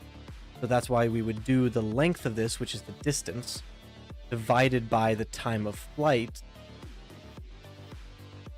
And that would give us our velocity of, because that's our velocity of how fast we would have to go to get there, assuming no friction.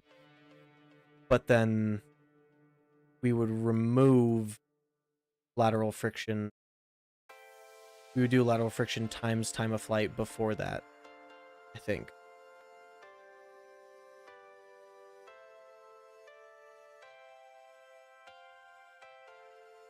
Or would we actually want to add friction to it because we know that we're going to lose? Yeah, we're divided by time of flight, adding lateral friction to time of flight. We're multiplying that. I don't know why we're multiplying by time. This is probably going to send me too far, but we're going to test it.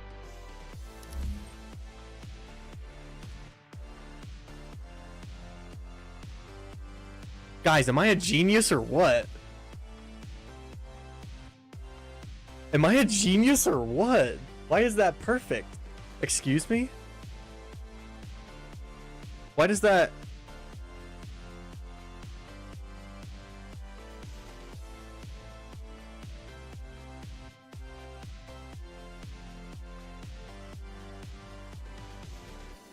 That doesn't hardly seem...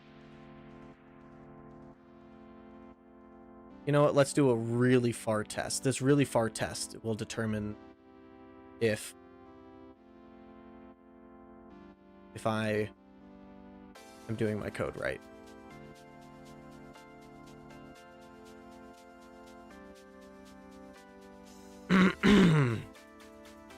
Not even gonna respond, which in and of itself is... But look at this, guys. Ready? I start changing the arc height, and boom. Now we can see that we're gonna get launched at that angle. Dude, I love this. I love these new launchpad ideas that I have. So now, if we calculate this, boom, it gets launched. Okay, yeah, it is still falling short, which means it is definitely taking the vertical velocity into account. So I'm gonna have to calculate.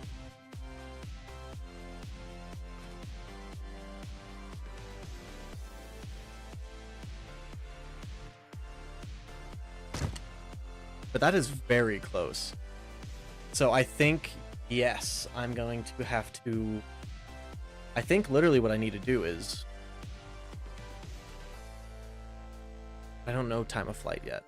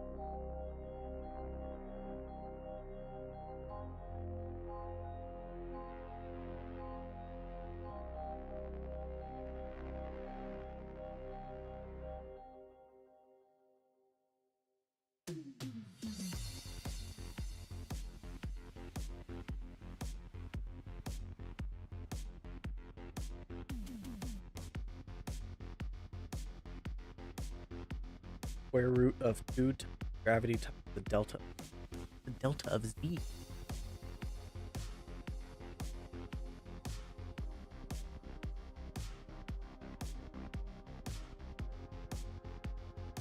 Oh, that's just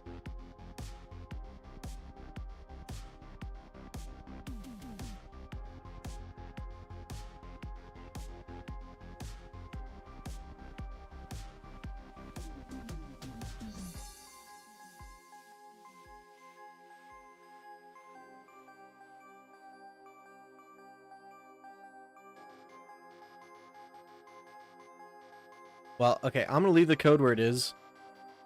I'm gonna have to send a message to the GMC chat and ask about some more physics questions before I actually finalize that thing. But for the most part, it is working. So I'm ready to call that finished. For now. I mean, how cool is that I can...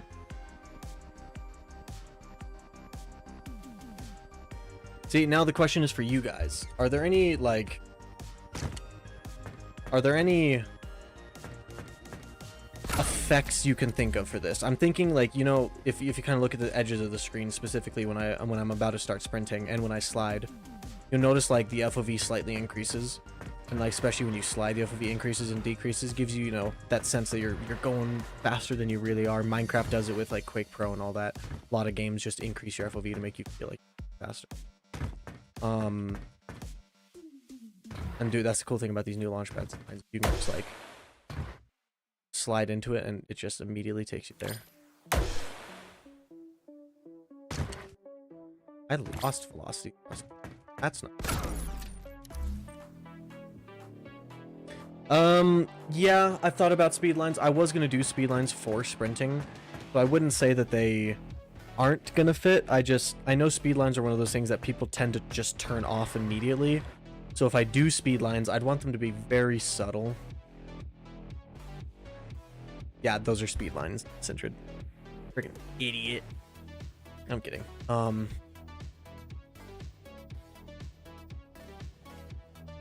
But yeah, speed lines. I'm thinking I might also do a Like, maybe I play the jump animation on the first person mesh.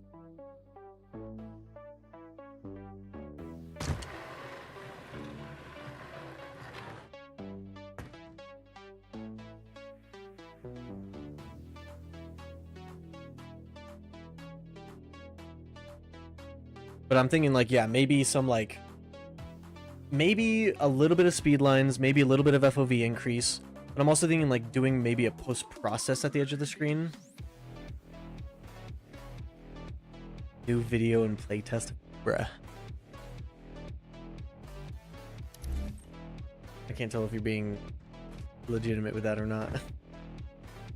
Or if you're just being annoying.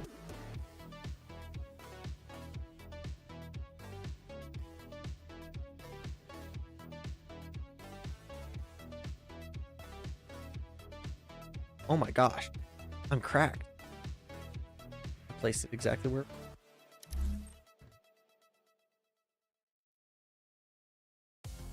Oof. Yeah, braking deceleration definitely not being taken into account for that.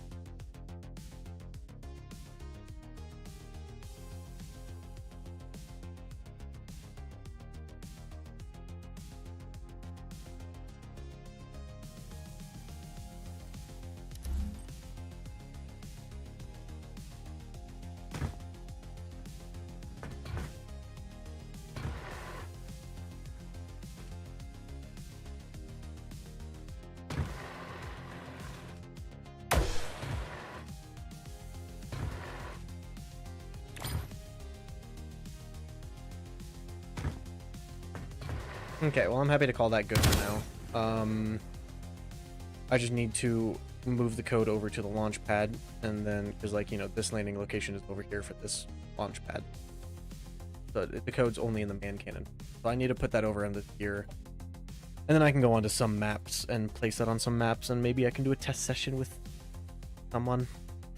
That someone knows exactly who they are. I'll probably just put it on... Probably perdition needs basically launch pads in every single corner of it. Actually, that'd be good to put on not launch site, multiplayer, we're Speedway. Let's test it in a real world environment. Not real world environment, but you know it. An actual map. So let's go blueprints, world, man cannon.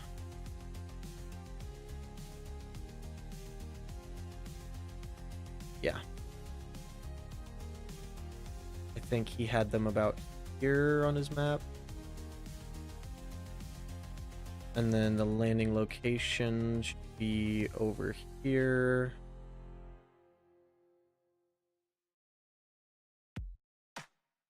Yeah. Let's copy that land location. Do this one. I also need to get the visual, like, arc to render.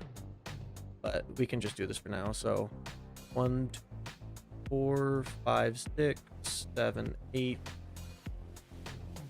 11, 12, 14. Let's just go 14 for the launch height.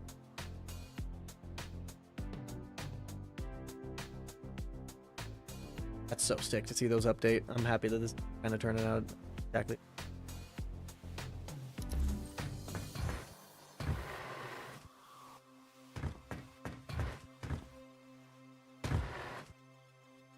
Of course, go to the other side.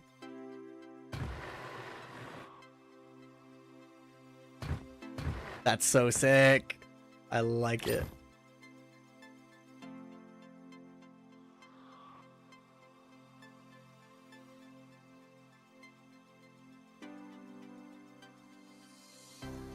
Oh my gosh, you're the third person to ask. Yes, so current plan. What do you mean trying to nerf low sense?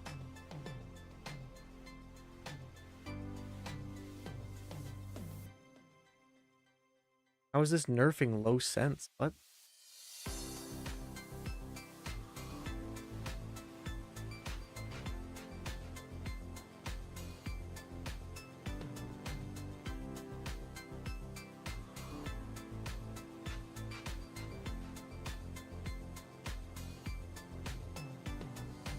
Oh my gosh.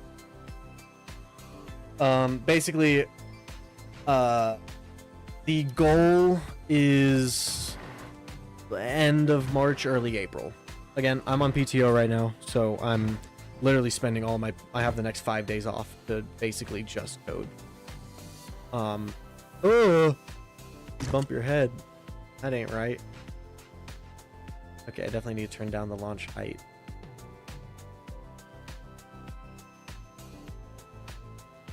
Okay, not April Fools. Oh. I don't participate in April Fools.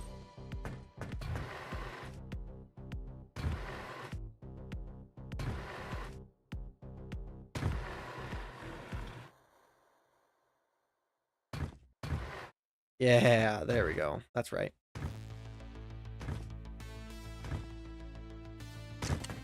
Oh, Timmy, I know what a certain one of our friends is going to do. He's going to do this. Oh, it didn't actually work. I'm surprised.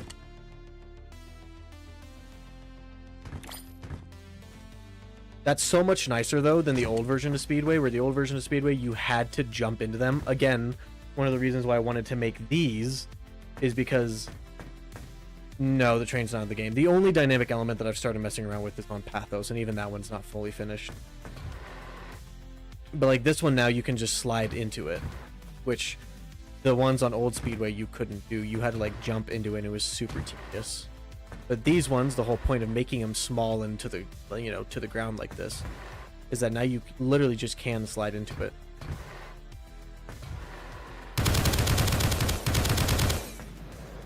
So this is literally the point of man cannons and launch pads, is to benefit the sliding movement. So, you know, you slide into...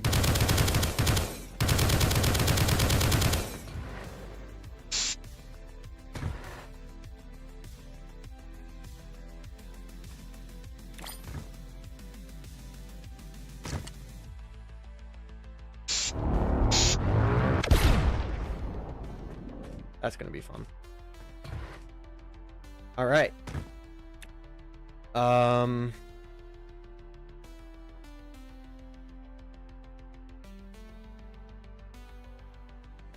No. I mean, Mr. Sindred and I could hop into a test, but no. Can I... Is it possible in Unreal to... Yeah, move to parent class? Hell yeah, boy.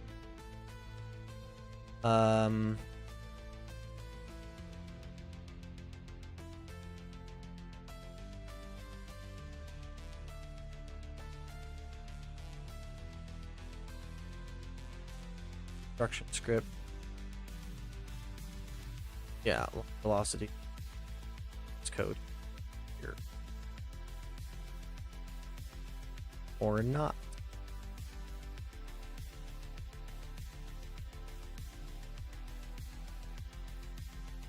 Functions, update, launch, angle. We'll just do it in a function afterwards, I guess.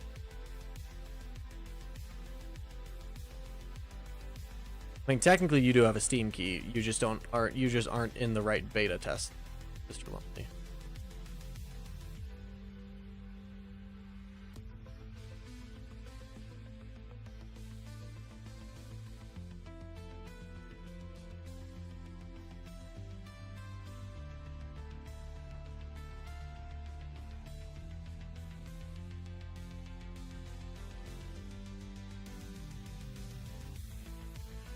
Yeah, no, you're not in. Trust me. I know who I gave it to. I never... Stop putting words in my mouth. Actually, don't put anything in my mouth, please. Alright. In theory, this launchpad should now bounce us to the side. That is...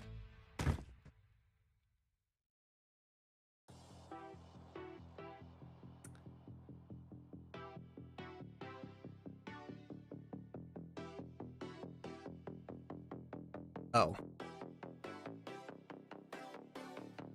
Whoops. Now it should work. Mr. Lonely, you have one. Get out of here. I can literally go into my Steam key list and I can tell and I can see that you have one.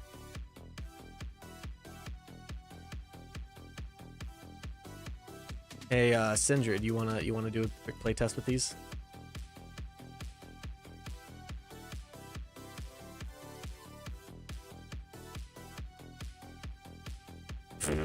Trust.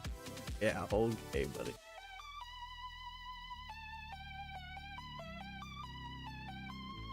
Make the location right there. Drop it down. Be fair at the height, so that's 1, 2, 4, 5, 6, 7, 8, 9, 900.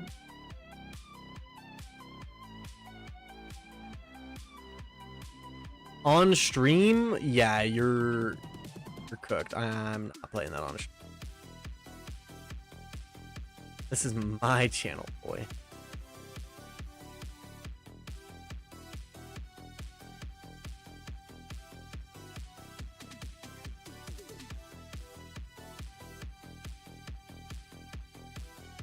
Oh.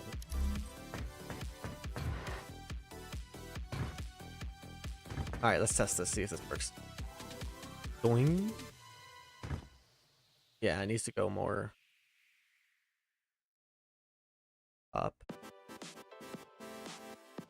It works. This is supposed to be a grav lift, not a hand cannon. But it works for now. But I suppose I can change the arc height to be like 1100. And that should work.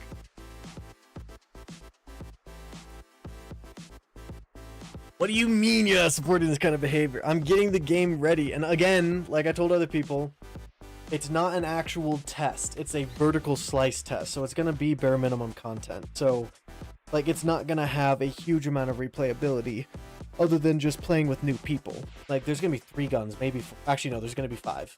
That's what I decided on. The 3 that are in the game right now, 4 if you include the silenced pistol, and then there's we're gonna add like the sniper and sword. So just because we need some power weapons on the map. So yeah, you guys are fish me off.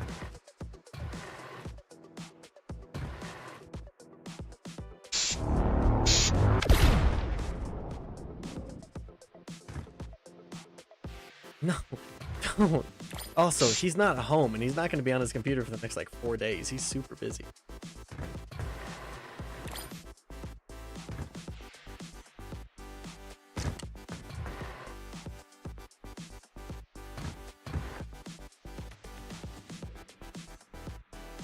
Alrighty, see ya. Thanks for coming.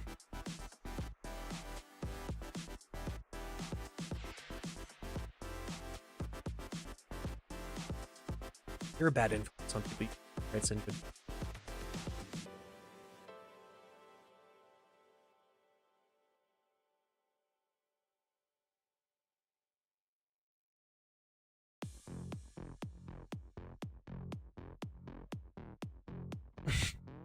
Don't. Please, he does know the login to my computer. Absolutely not. Do not text him, I swear.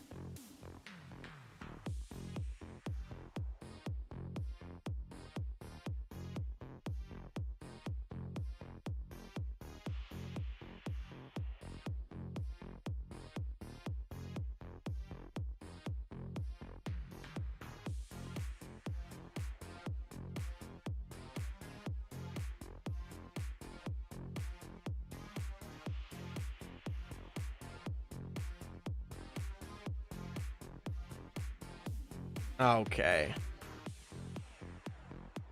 You'll spread word? So what you're saying is you're not gonna spread word about Onyx if I don't.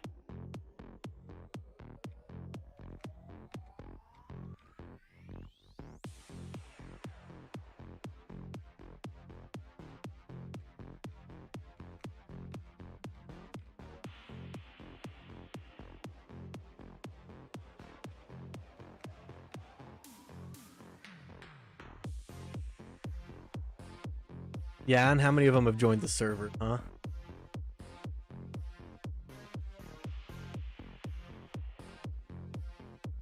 You know how many of my buddies I've told about my game? I met a guy last week.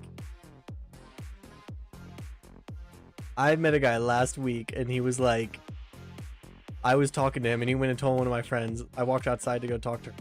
She was like, hey, this guy thinks you're really cool and he wants to be your friend. And we talked about my game for 2 hours straight after.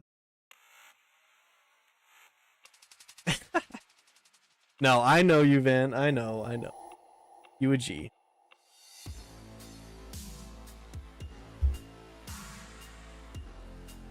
You're a real one. You're one of the real ones. You're invited to my wedding, should that ever happen.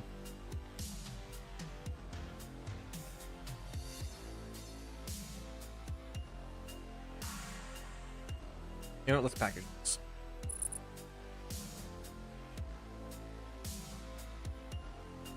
What do you mean, what? You can come to my wedding dinner. Or just come to the bachelorette party. Not bachelorette, the bachelor party.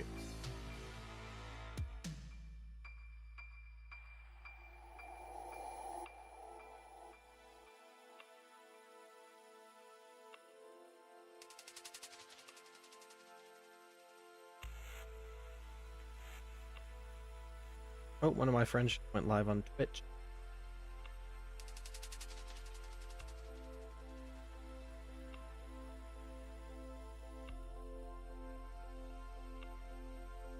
I'm not gonna. Hey, my man, I'll take that.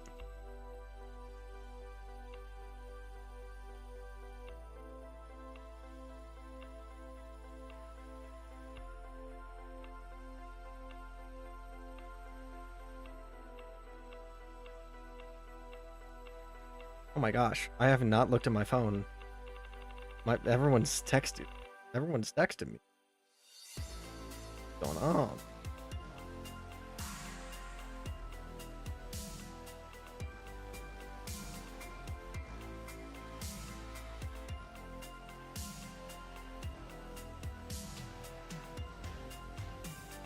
I shall be right back.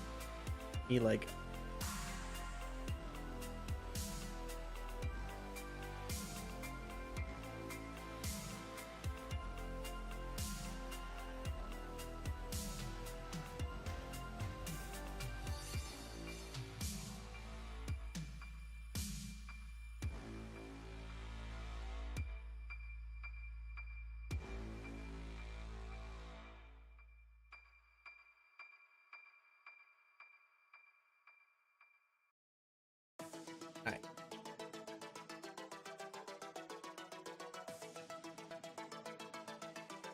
Oof. Yeah, I'm going to my first ever wedding this year, and I think I'm going to like 4 of them this year. So, yeah. Or no, 3. I'm going to 3 of them. My best friend, who lives in Texas, the guy, I just doxed his state that he lives in, but oh well. Mr. My Action Figure, the guy who made the amazing on Volume 2, and let me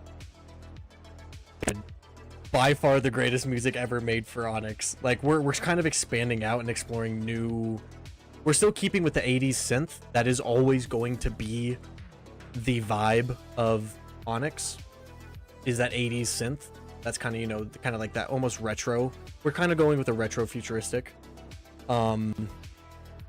But like he's nailed it. We're kind of like branching off into different vibes. Like we have one song now that has some vocals in it, and it's probably one of the greatest songs ever made for Onyx. I'm not gonna lie, but like we're starting to branch off into what has always supposed to be what was always supposed to be the actual music vibe for Onyx, which is like 80s synth rock. That's what I call it, and it's there's a band called Dance with the Dead, and if you look up the Dance with the Dead B-sides volume, literally like the first 3 or 4 songs are like peak. They're like, I listen to those so often, and I would love that for the campaign soundtrack for Onyx, but obviously we're nowhere near doing a campaign for Onyx, but we're still like messing around with that kind of vibe and getting that like getting that music to be in a state that we're happy with. And you know, like once my buddy knows that he can do it, and we already know he can do it because he just sent me like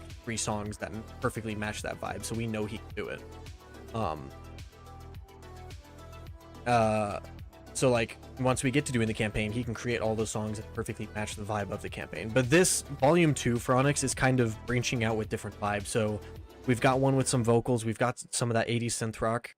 I also want to do just some synth wave, just some like casual synth wave, kind of like the stuff I've been playing in the background stream. I also kind of want to do some like somber stuff, some more like synth sombers stuff. So like this volume is kind of just the like experimental volume. One of my old coworkers, he does music. We might be able to get some of his stuff in on the I remember I sent some of his stuff in the chat before. He made this song called Giant Insects, or this album called Giant Insects, and dude, absolutely killer soundtrack. I love some of those songs, and like it's again that kind of like synth, I would say like synth pop, I guess. So I'll probably ask him because he's always telling me, you know, if anybody has any music that they want, like reach out to him. So Sindred, if you want to, I can send your game to him. I was already supposed to, but if you actually want me to again, I can do it again. Anyways, I'm gonna put myself on a be right back screen. I am still here. I am just uploading the stuff to Steam, and I'm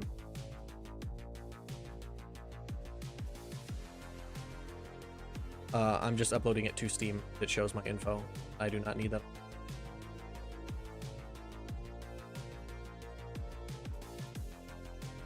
Yeah, I'll send you his Discord. But he makes a lot of music. He's working on some stuff. He sent me one of his new songs. I am coming back. Stop. Actually, let me just send you it. This is the one that he's currently working. All right, leave. All right, Mr. Sindred, update your game. How big of an update is it? 68 megabytes for a whole new map? Dang, my maps are tiny, chat. Gosh darn it. Oh, hold up. Let me get the... I'm not in a Discord call. I can't do that. Hold up. Let me go join a Discord call real quick. Cheeks. Captain Cheeks? For those that just heard that, Captain Cheeks, that's my entrance now.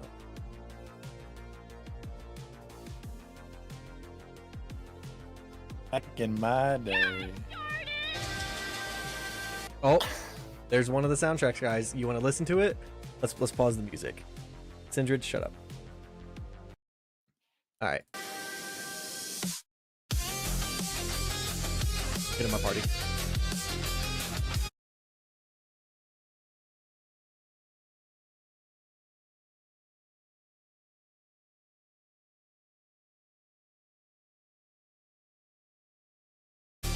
All right, listen to this. Oh, this is the one with the vocals.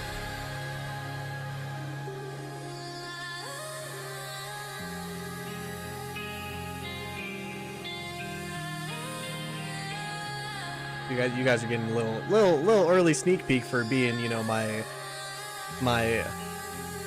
loyal stream viewers.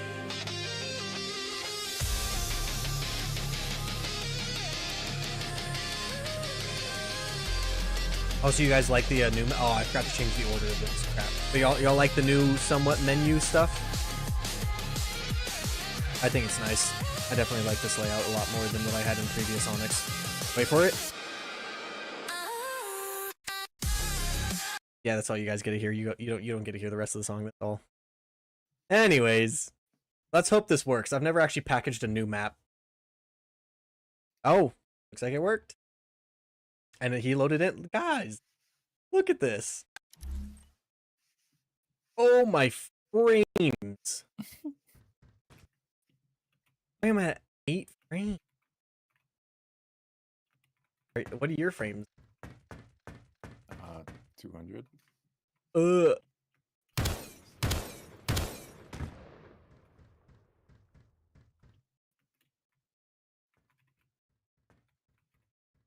Yeah, no, I'm an Alt F4.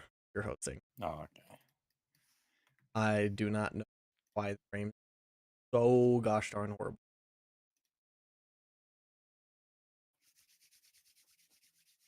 What's this, Streamlabs? Skipped frames detected? Yeah, no crap.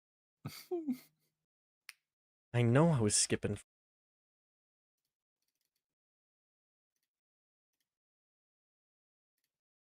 We're playing on what map? Speedway. It's the first time I've ever actually added a map. The package. Y'all know.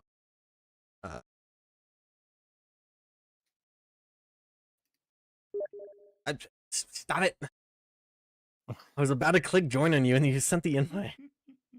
Idiot. Taking too long.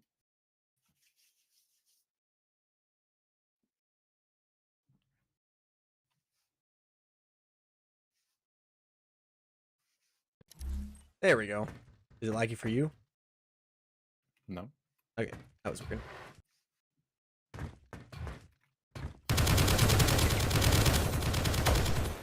That was weird. What? I forgot you added the jump pad. Oh. What a nade! Holy sweat! Alright, guys, watch how sweaty this. Get off of me, dude. What?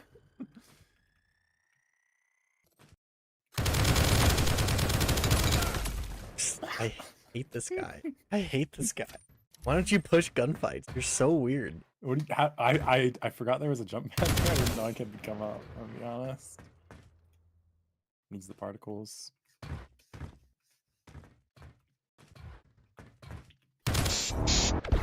Oh.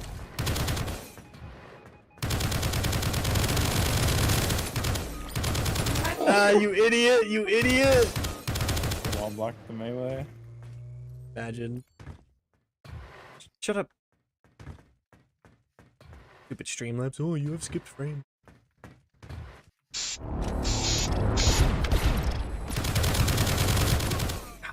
I hate you so much. You see how quick this guy kills?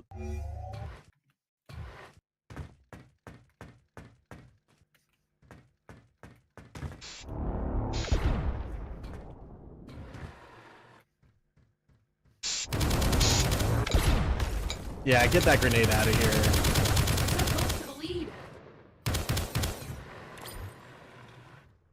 That's feel. What do you mean, wait, I know tech? Yeah, it's my game, of course I know.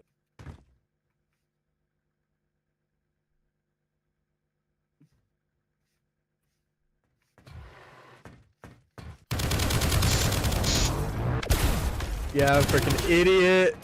You're an... Where's that turret? Yeah, get out.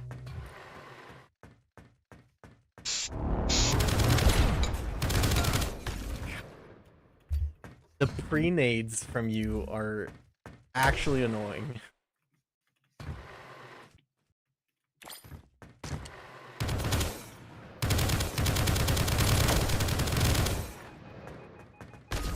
What is that? You're so annoying. Your name. Get him, turret. I can't hit you.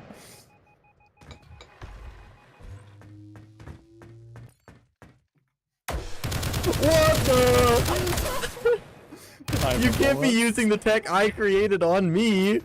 I forgot you could do that. I forgot. That's so fun. Oh! I need sounds. I need sounds. I need sounds. I need sounds. That's so scary to just have you just show up out of nowhere not knowing that you launched Oh, you over. mean jump pad sound? Yeah. I need somebody to go find me a free launchpad temporary sound. Use mine. What do you mean? It He doesn't is the sound one. like a launch pad.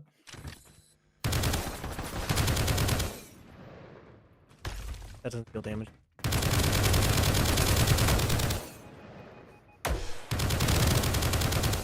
No! You're so bad. I meleeed. That's some. That's stupid.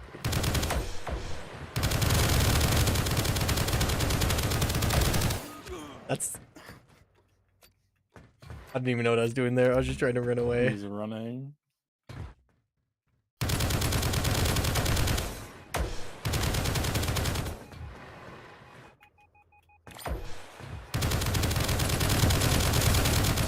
No. Okay.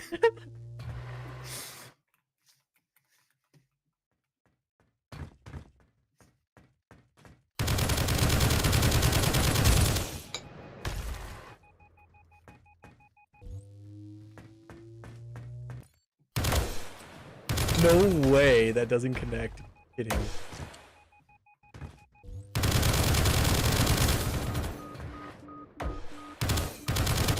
No way. Of course I'm sitting on height. High ground is key. Why? I didn't You ran into the wall. That's stupid. That's.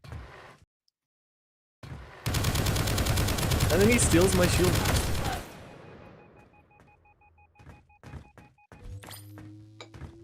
Yeah, you're done. You're done! What is that? I hate playing against this. Somebody get in here and play on my team, please. I thought you were gonna. Where is that nade going? I figured you were gonna go behind the wall, so I pre-naded it.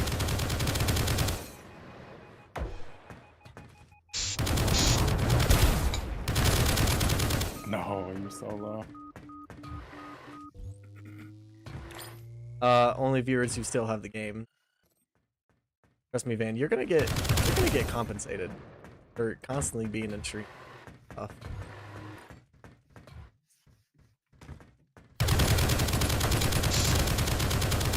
Why do I not have any nades? No. Nope. It depends. Technically both. The ground pounds damage is based off of how high you are. So, like, if I double jump from here, watch, him come stand there. I just talked. Like, you can see if I'm all the way up here, you see how big the radius is, and when I hit him, it completely breaks his shield. Okay. Or, you could just kill me. I'm trying to showcase. You're lucky I spawned with another one. You see it broke his shields entirely, or I hope you did before he killed me. It did. Well, I'm saying I hope he could see that before you killed me. But then if I just activate it right next to him, look, he barely lost like a third of his shields. So it's based off of height. Whereas the grenades at max damage, they do like, I think, like 90% of your shields. So it's purely dependent on how high you are. Oh, you stupid.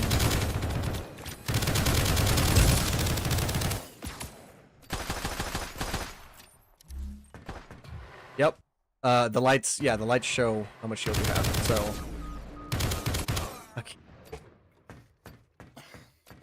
Context clues, Mr. Sindred. You gotta tell me. What, if it sounds like I'm about to explain something, stop. Yeah, the shield lights or the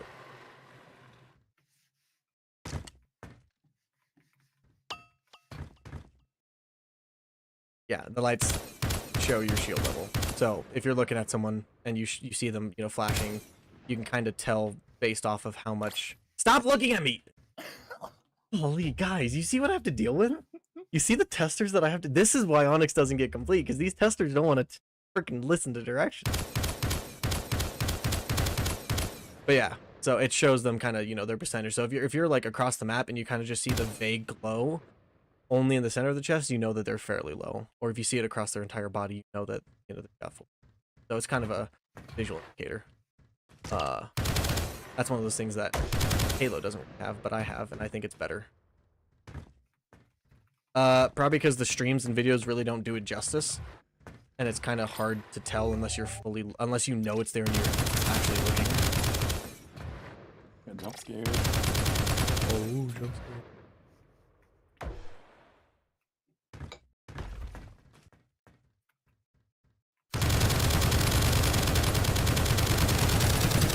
Wow, I need more coffee. Only got 1 minute left. Students double minutes. Oh.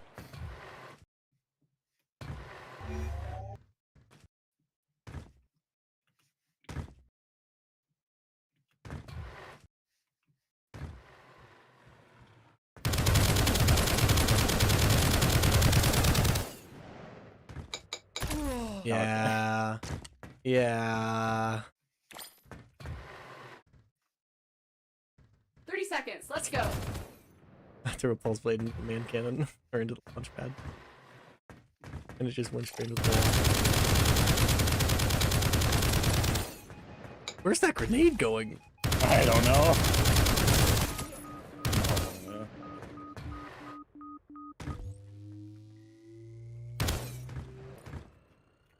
5 minutes left.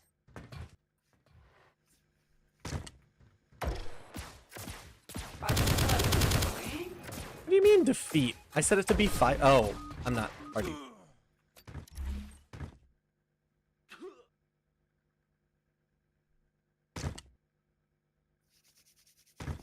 amazing play of the game.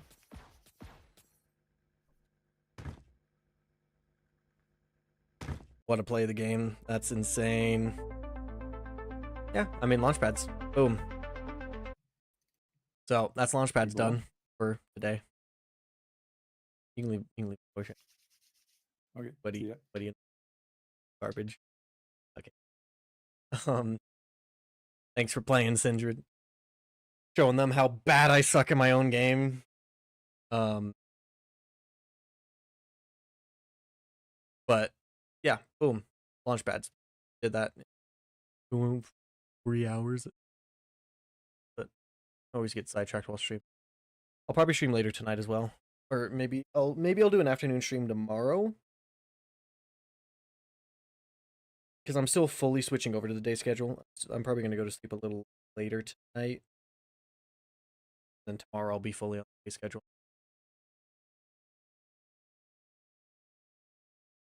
Yeah. No, when the game drops, Sindruid's going to be on my team, so I'll just always win. There won't be a chance for me to lose because that fool's going to be on my squad. So, but exactly. He's gonna be me when I for me. Oh, 100% we're gonna have 100% win rate unless we have hackers on day one. Which, again, my thing is I'm gonna sell the game because selling the game is anti-cheat technically. If the hackers want to keep buying my game and I keep banning them, I will keep taking their money. They can for sure keep giving me their money if they want to keep trying to hack. But that also means they have to keep creating new accounts to buy the game again. So, like, literally paid games are a form of anti-cheat. That's not going to stop the cheaters. Still going to get cheaters, but hey, they're paying me money, and that's just more money that I can put into better anti-cheat. Boom. So, and I'm expecting day one there's gonna be hackers. So, yeah.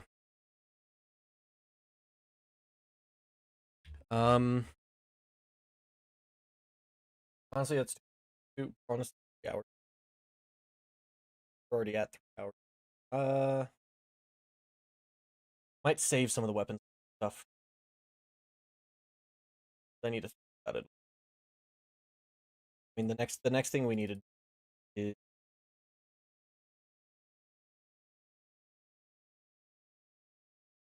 that's yeah. I mean, we're definitely weirdos in the test.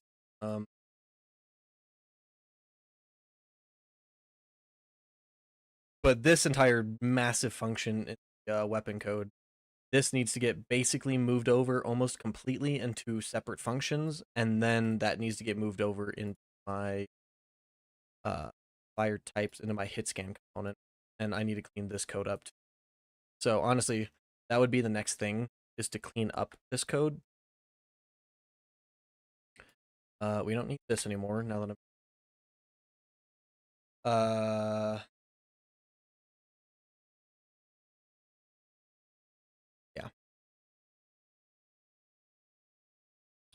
Yeah, it cleans it. But I can collapse this function.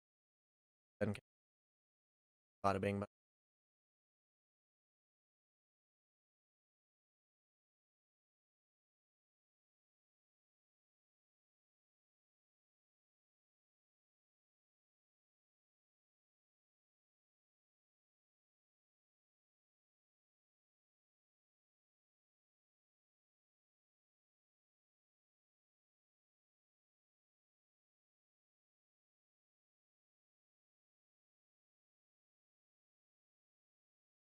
And also I can optimize this because I can make shot in. So yeah, that's probably one of the things we'll do next.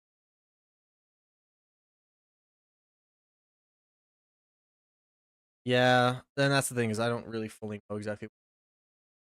I'm probably just anti-cheat because it stops the easy cheats. Like that's kind of what easy anti-cheat. I mean, it's literally in the name. It just stops the easy. Um, just things like I assume, time hacks, things that cheat engine can do, where it's just like manipulating numbers. I mean, Onyx is completely server side, so like being that it's a server authoritative game, that right there is mostly anti-cheat. But obviously things like I think easy anti-cheat is no, not is battle. I think they're two separate things, but they might require each other. I don't remember. But whatever epics, pretty sure battle eye is epics. But um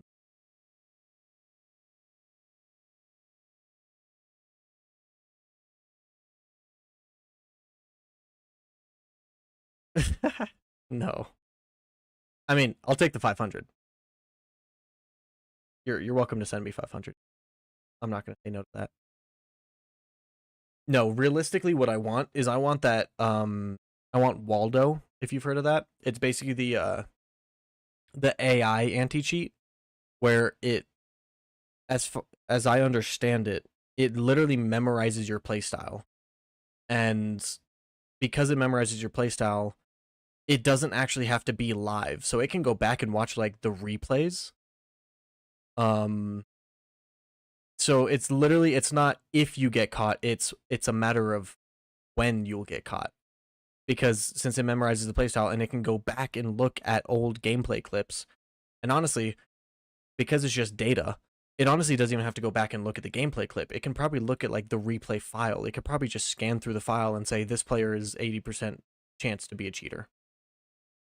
Exactly. It'll notice exactly. It notices your improvements. It notices your play style, and technically that means if it starts noticing you are playing on a new account, it can just automatically ban you. But it can probably detect the easy things like aimbots and wall hacks and stuff like that. So it's like, I signed up for it. I haven't gotten any emails back, but I did sign up for it because they're like, hey, here's our sign up website. Tell us what kind of project you're working on. And I'm like, I'm an indie dev and I'm working on this shooter game. I think it'd be a very great thing to test. It might. I don't know. I don't know if it's like Valorant's anti-cheat where it's like a kernel level software that can scan your files. I don't think it does. I think it purely is looking at gameplay because that's really the only way to tell is like you can just tell if the aim is a human or if it is an AI. Like it looks at the values and it maps it out. I don't know.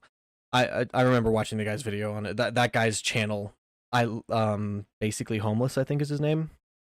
I love watching that guy's videos. His humor is hilarious. Yeah, not only kernel level anti-cheat, but also just hardware ban. Like the thing with hardware bans is it's unfortunate because like, okay, what if somebody builds a PC with custom parts and they play Battlefield and they start cheating in Battlefield, then they get hardware banned. Well, if you buy any parts from that PC, if you buy any parts from that PC for your PC, let's say that person goes, oh, well, this PC's banned on this game. I'm going to sell it on Facebook Marketplace. you go buy that PC, you can no longer buy or play that game because that like all that hardware is banned. All those hardware IDs or whatever are completely banned from that game. So it's like hardware bans are a way to completely negate cheaters, but it also unintentionally affects other players in the community. Because if somebody wants to buy those parts, they can't play the game now.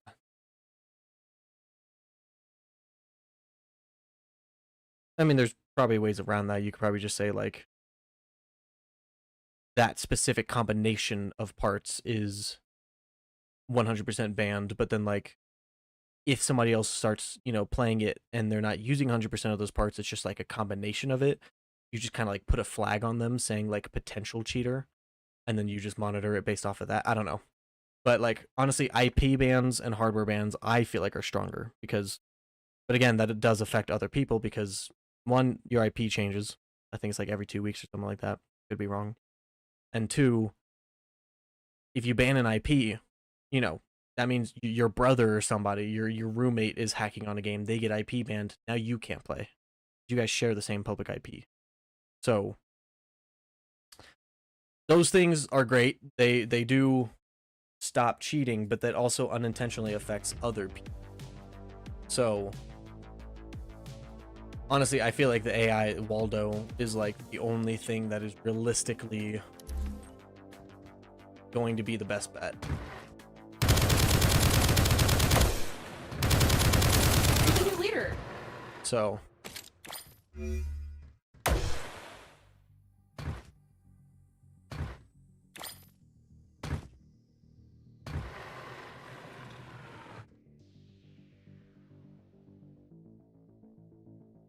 but yeah, no, basically homeless. I love his videos. I found him just one day, like 2 or 3 years ago, and I was binging his stuff for literally months, and then like I stopped watching his stuff just because I just wasn't following up with YouTubers. And then literally like 4 or 5 months ago when I moved into my new apartment, I found his stuff again, and I was just dying laughing. That's the kind of YouTuber I would want. Like I do some like engineering projects. Like right now I'm building I sent some photos in the Discord. I'm building a lightsaber. I just ordered a new microcontroller and everything to continue on my version 2 of the lightsaber that actually has like smooth swing and sounds and effects and all. Like it'll basically be a NeoPixel lightsaber but completely home built. And I was debating making a second YouTube channel for that. Because if I'm building stuff, might as well just make a YouTube channel. If it gets big, that's another source of income.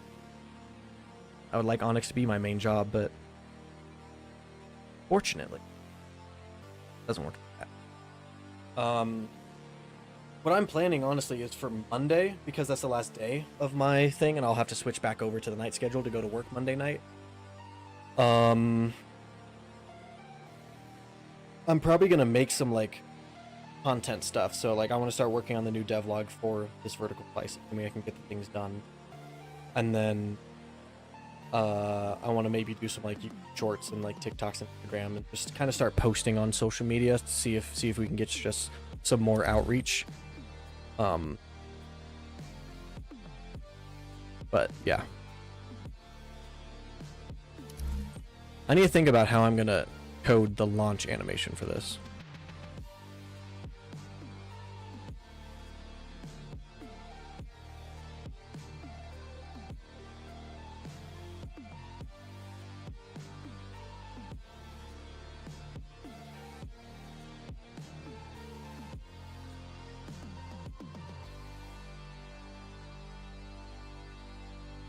Oh, let's just try this.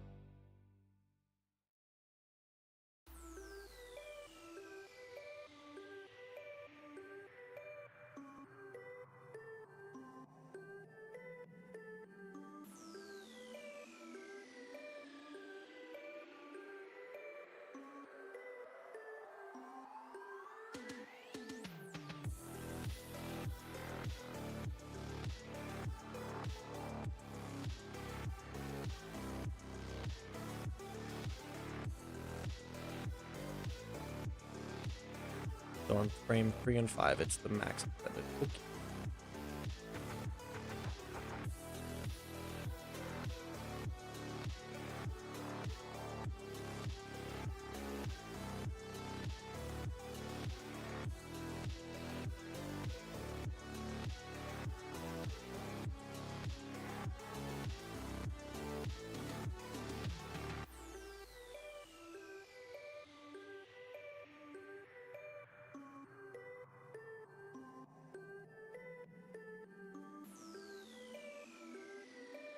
Huge 3-hour stream.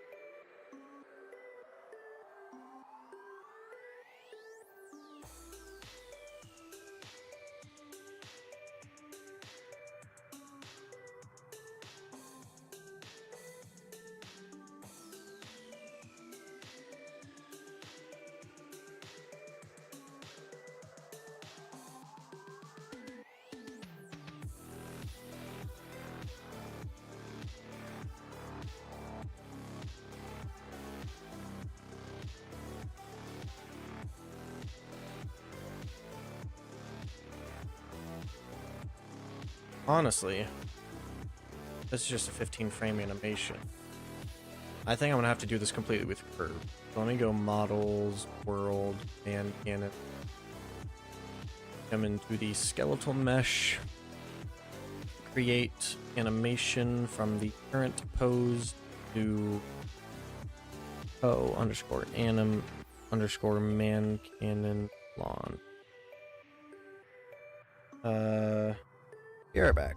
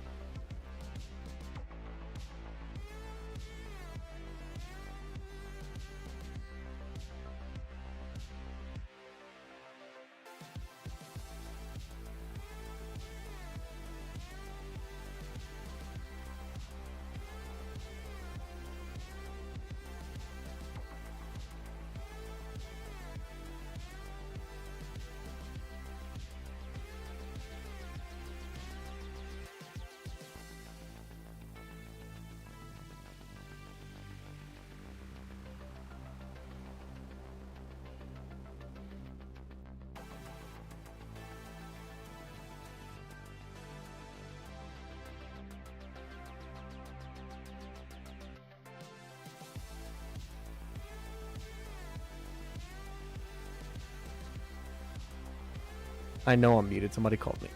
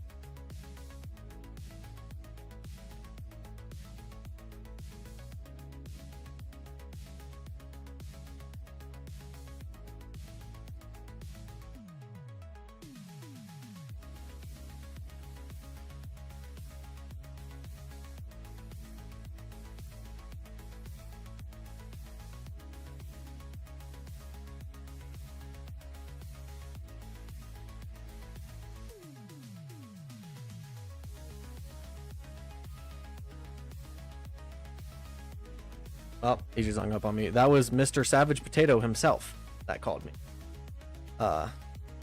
He wanted me to go get lunch with him, and I told him, nah, fam. I am streaming.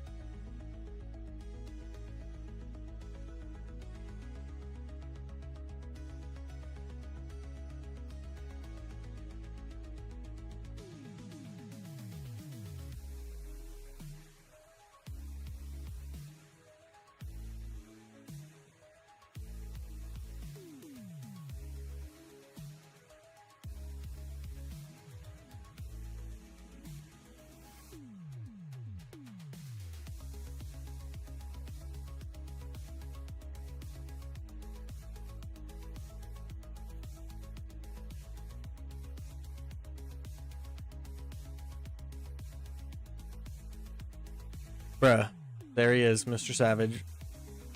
His headphones died. Apparently.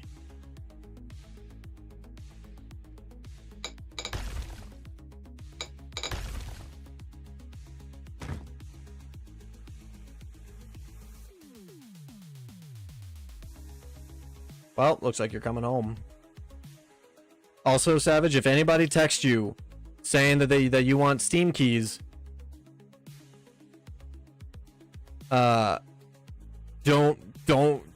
don't listen to them.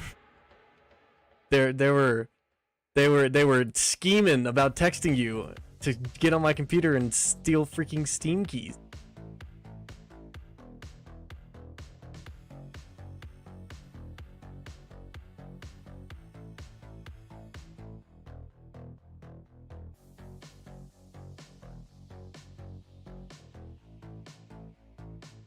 Yes, you did. Or scheming. Also, thank you, Van, for the dono. For the $20. No, Savage. No. No, he is a chill guy. I will agree with that. He is a chill guy. Why do you think he's my roommate? But no.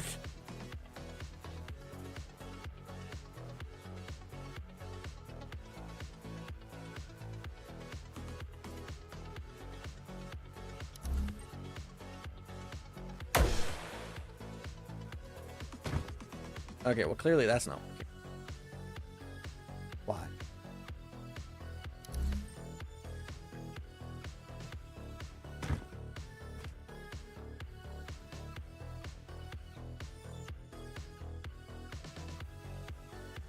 I literally created this as an interface so that it would be universal.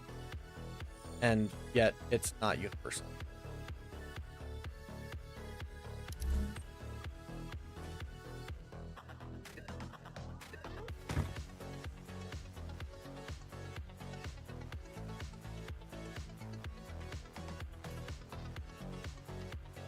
Oh. Is it because I did?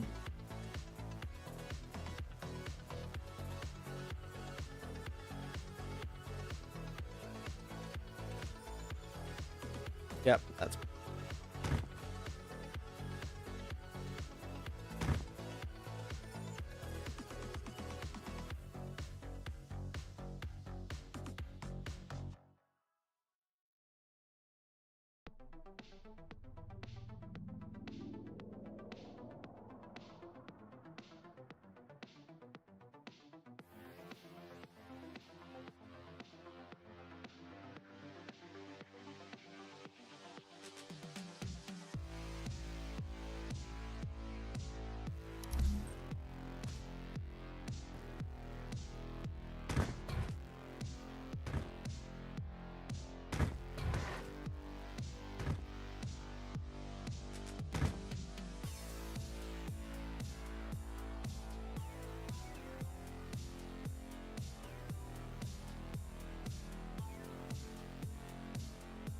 Oh, that's why it's not.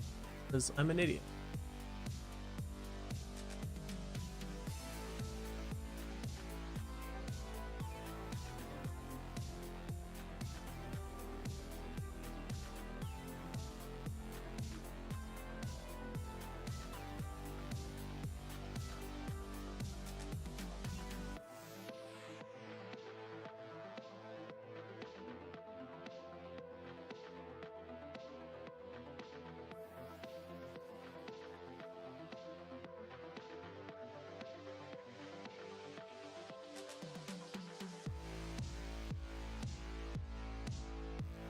There we go. This will work 100%. If it doesn't, Van, you have to donate another.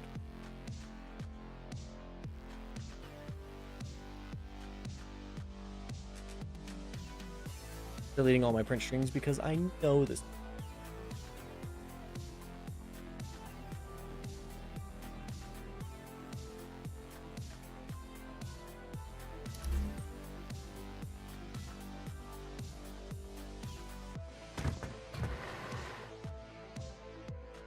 Hey Van, it didn't work. You owe me enough dollars.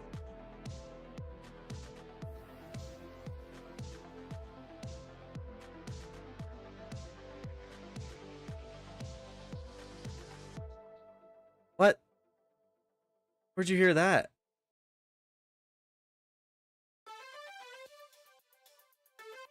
I very rarely drink energy drink. I actually only as of like 2 weeks ago have I ever drinking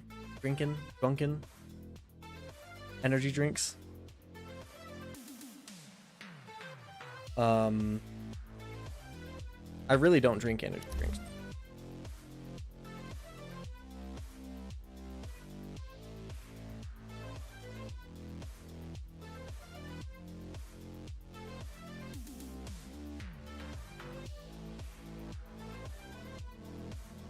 What? No. Sour gummy worm flavor is sitting in the fridge. I haven't even opened that. The one that I'm sipping on right now is Harvest Grape. And I opened it at the beginning of the stream, and it's still got like a third of it left.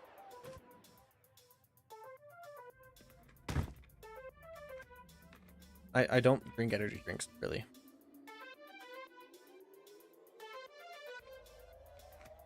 Oh, Savage. Oh, there he is. Man, I'll get you the Steam key, don't worry. No. I'll get it for you, man. Whatever it takes. Fine. I don't care. I'll get it for you. I will. I'm not lying, Van. I'll do it. Van's Van's Van. one of the people that's getting us. Then I'll do it. I'll do it for another. Oh no. But to me, I need to. He's about to go get lunch. No. I'm about to go feel it.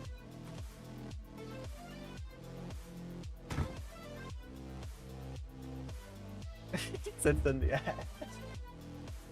Go to his Twitch. Actually, Close. bros text. Literally.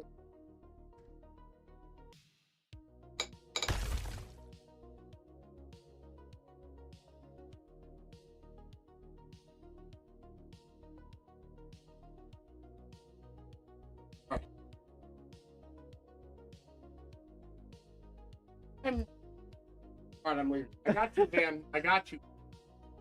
Well, okay.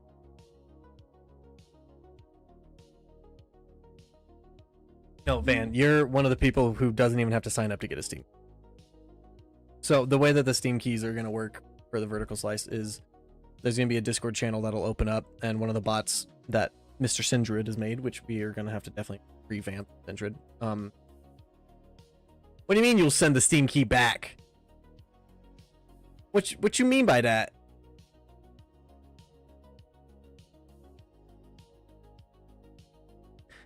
Yeah, you're gonna have to work on that again. Either way, we have a bot that you'll be able to do like exclamation mark key or something. And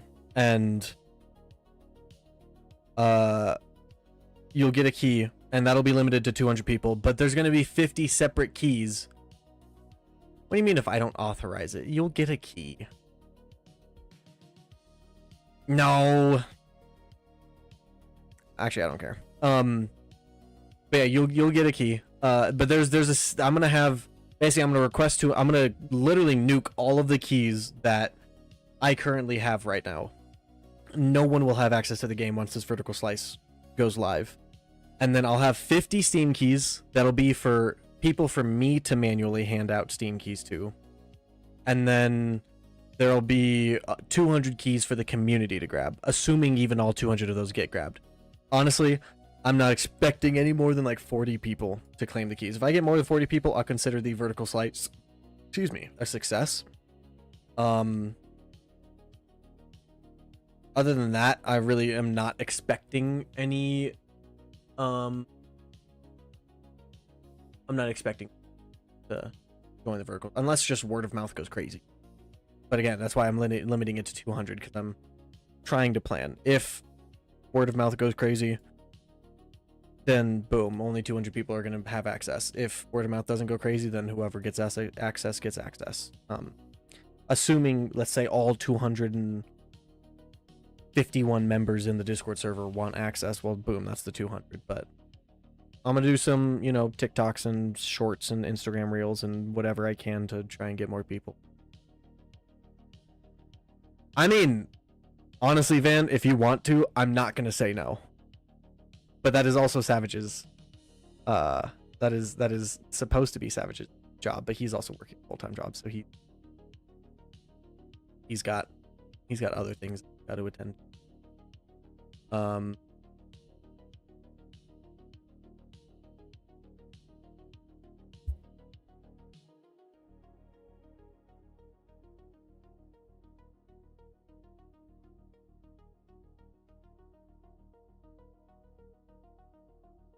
I mean, if you want to give your shot at it, you could honestly start working on the shorts that I'm going to be trying to make to like start promoting the Gen 3 stuff. Not quite promoting the vertical slice, but just showing like, because what I'm planning on working on the next couple days is I want to get the launchpad stuff done. I want to get the weapon system done.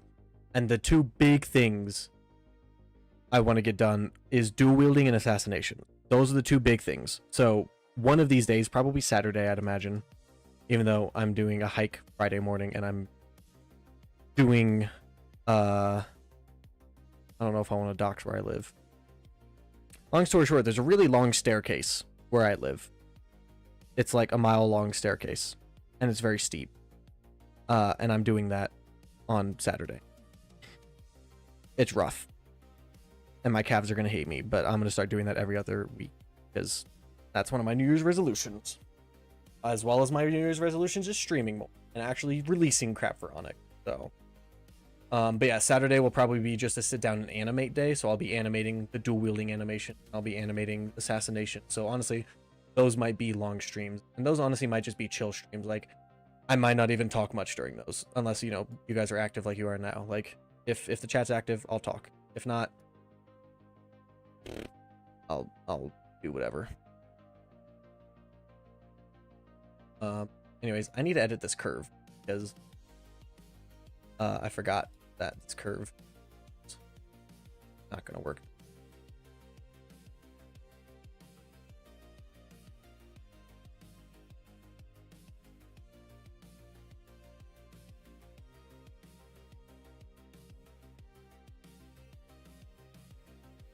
Needs to go from -1. Oh, that's not what I want. Yeah, I agree. Ivy Vine. I call you Ivy. I agree, Ivy. I hope it goes. I hope Sindred's game goes crazy.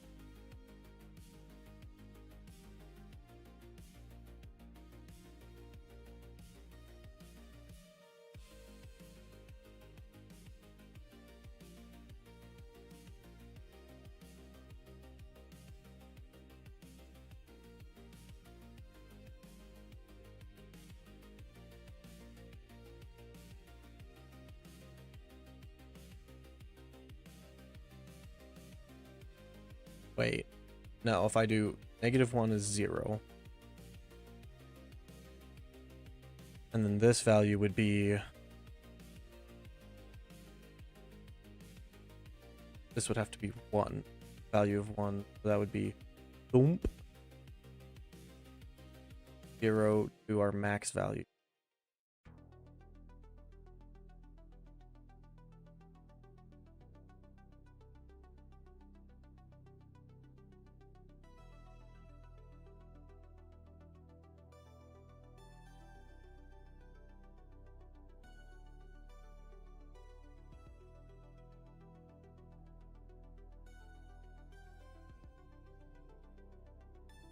Wait, no, I had it.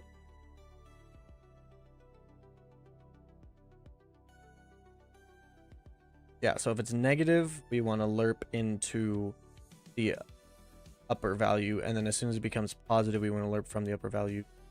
I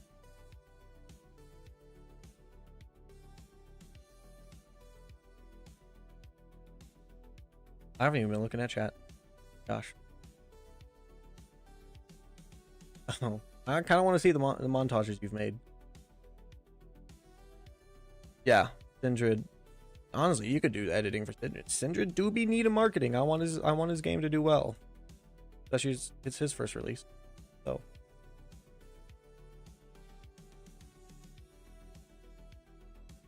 yeah, my action figure made some of the music for his game, and then he got some music that he made, and he got some music in its fire. Yeah, he honestly is a goat. I could call him right now and he'd answer. I probably shouldn't, because the things he would say would not be good to have on stream. But hey, Van is gonna get a key. I want Van to have a good experience, because Van's my G. I don't want him to get in the game and be like, damn, this crap's broken. No, I want him to have good experience.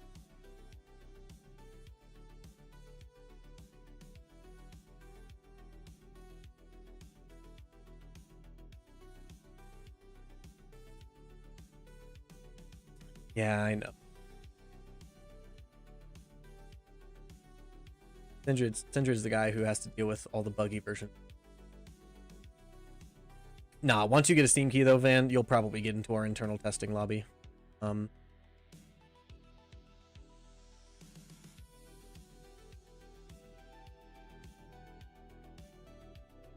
our in our internal testing branch.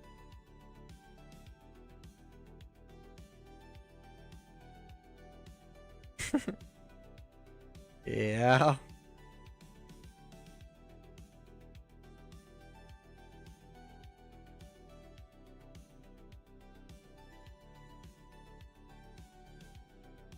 Okay, so if it's less than that, then it's true. If it's positive, then we want to lerp from this value based. Yeah. I think that's.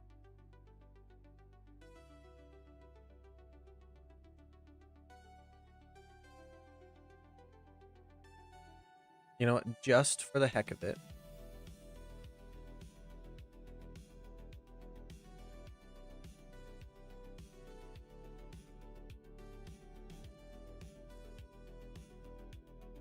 We're just gonna put this in infinite loop.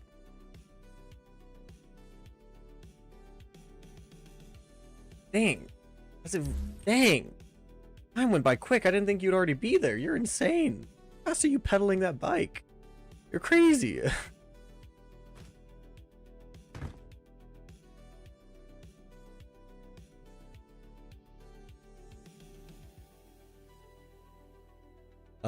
Yeah, this is not right.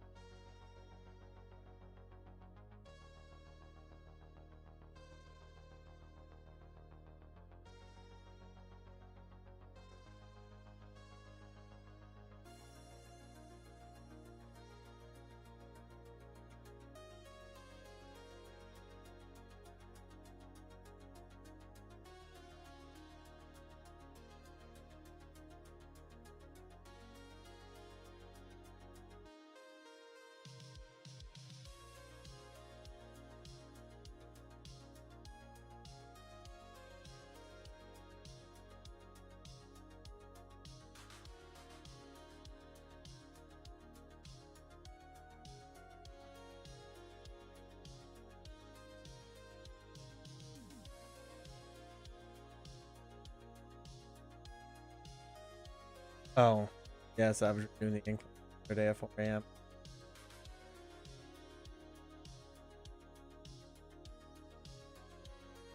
What?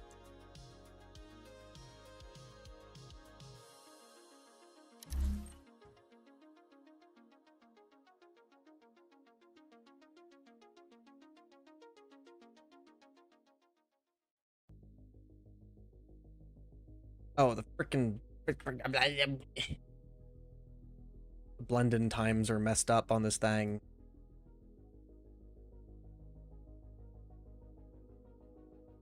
Forgot about setting blend-in time.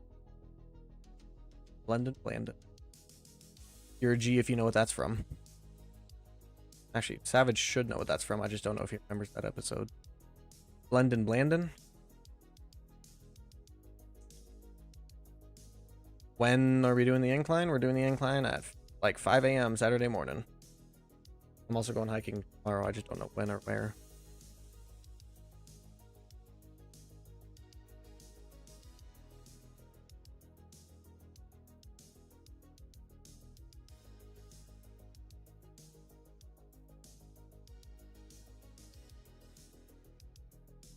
Yeah, I figured. Keep it.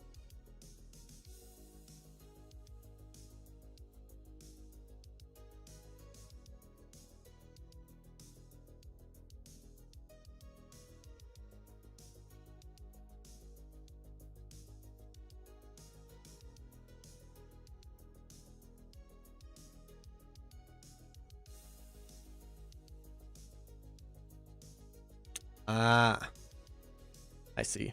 Yeah.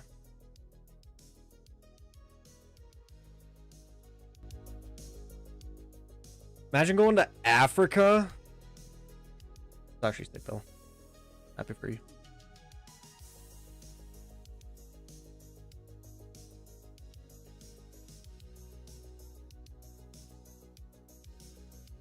My boy's going to F. Quick.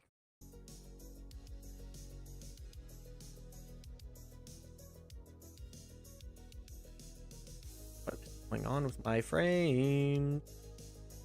What's going on with my computer?